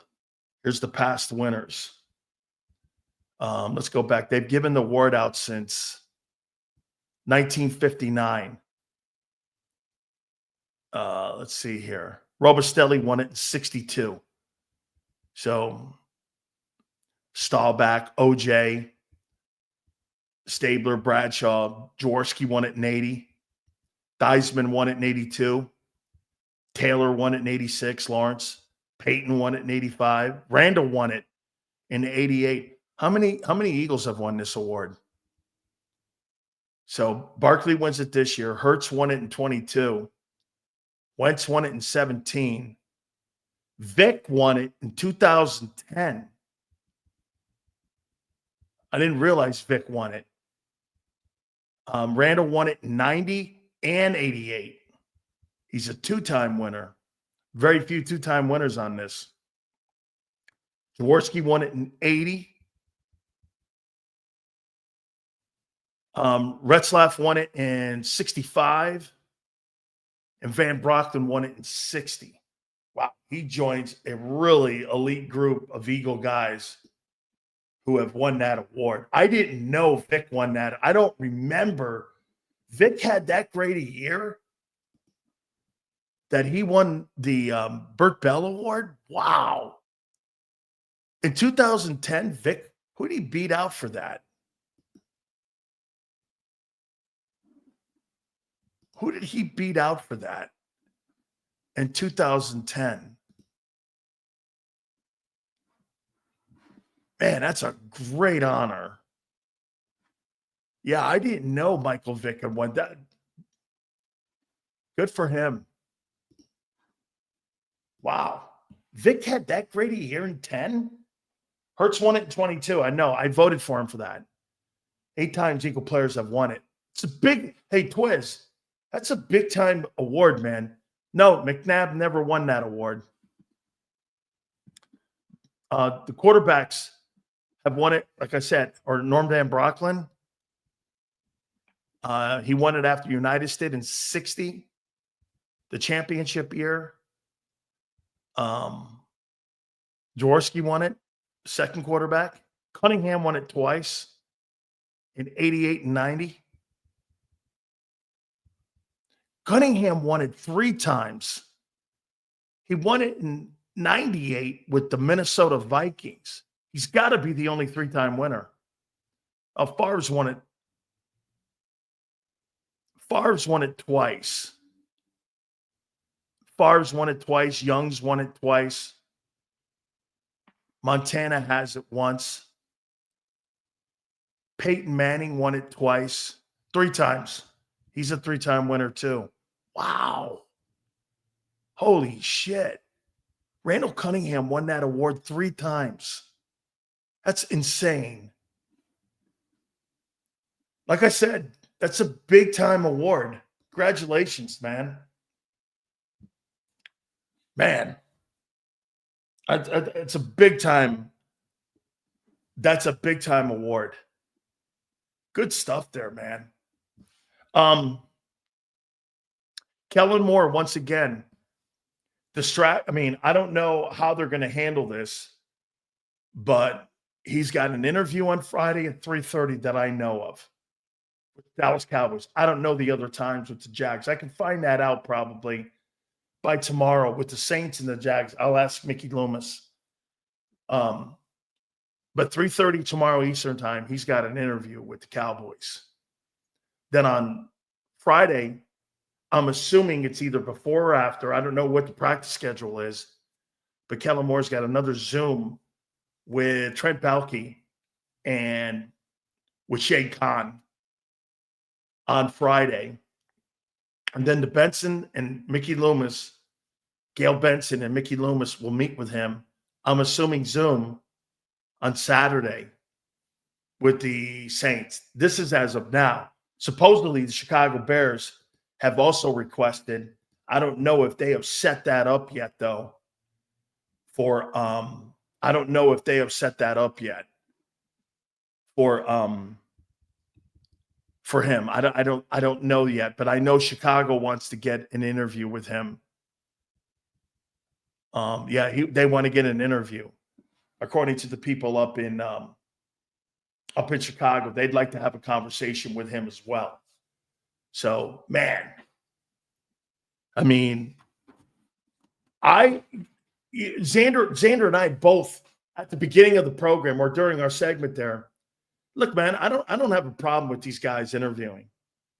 And do I think it's a distraction? Yeah, but it's the game. It's nothing to do with Kellen getting an opportunity. It's nothing to do with that. If you're going to get an opportunity to be one of the 32 men to get a chance to be a head coach and to be the head coach of the Dallas Cowboys, of all places, you're going to take that interview. It's generational wealth. You can't hate the guy. There's no hating on the guy. You just hate the system and the way that they set it up now. So to me, I don't think it's got anything to do with that. Yeah, Brady never won that award. I was just looking at that. I don't see Brady's name on this list. for the Burt Bell. It's a big-time award, man. Nope. Yeah, Brady won it in 2007. Brady won it in 2007. It's what, I mean, they've been giving it out since 1959. This MVP award. Merlin Olsen won it. Earl Campbell won it. Unitas has won it 3 times as well. Jim Brown has won it. I mean, Dan Marino won it. Jerry Rice has won it. Kurt Warner, Danny and Tomlinson, Drew Brees, Watt, Cam. That's really awesome that he ended up winning that award. All right, guys. Football Friday. We are here. Tomorrow, we're going to try to get on. I'm working on trying to get on tomorrow, Tony Dungy. Tony couldn't do it today. And I'm also trying to get Wade Phillips on. I'm trying to get head football coaches to set you up for how you prepare for games like this, guys who have gone on to win Super Bowls. So we're going to do that. We'll also have, again, some other surprises. Hopefully we get Eric Allen on too, because I want to get Eric Allen on prior to this game on Sunday. But absolutely great stuff. I can't thank you guys enough. Please hit the like button. Big Z, Joe, we appreciate it. 2 to 6 tomorrow, and we will see you on the flip side.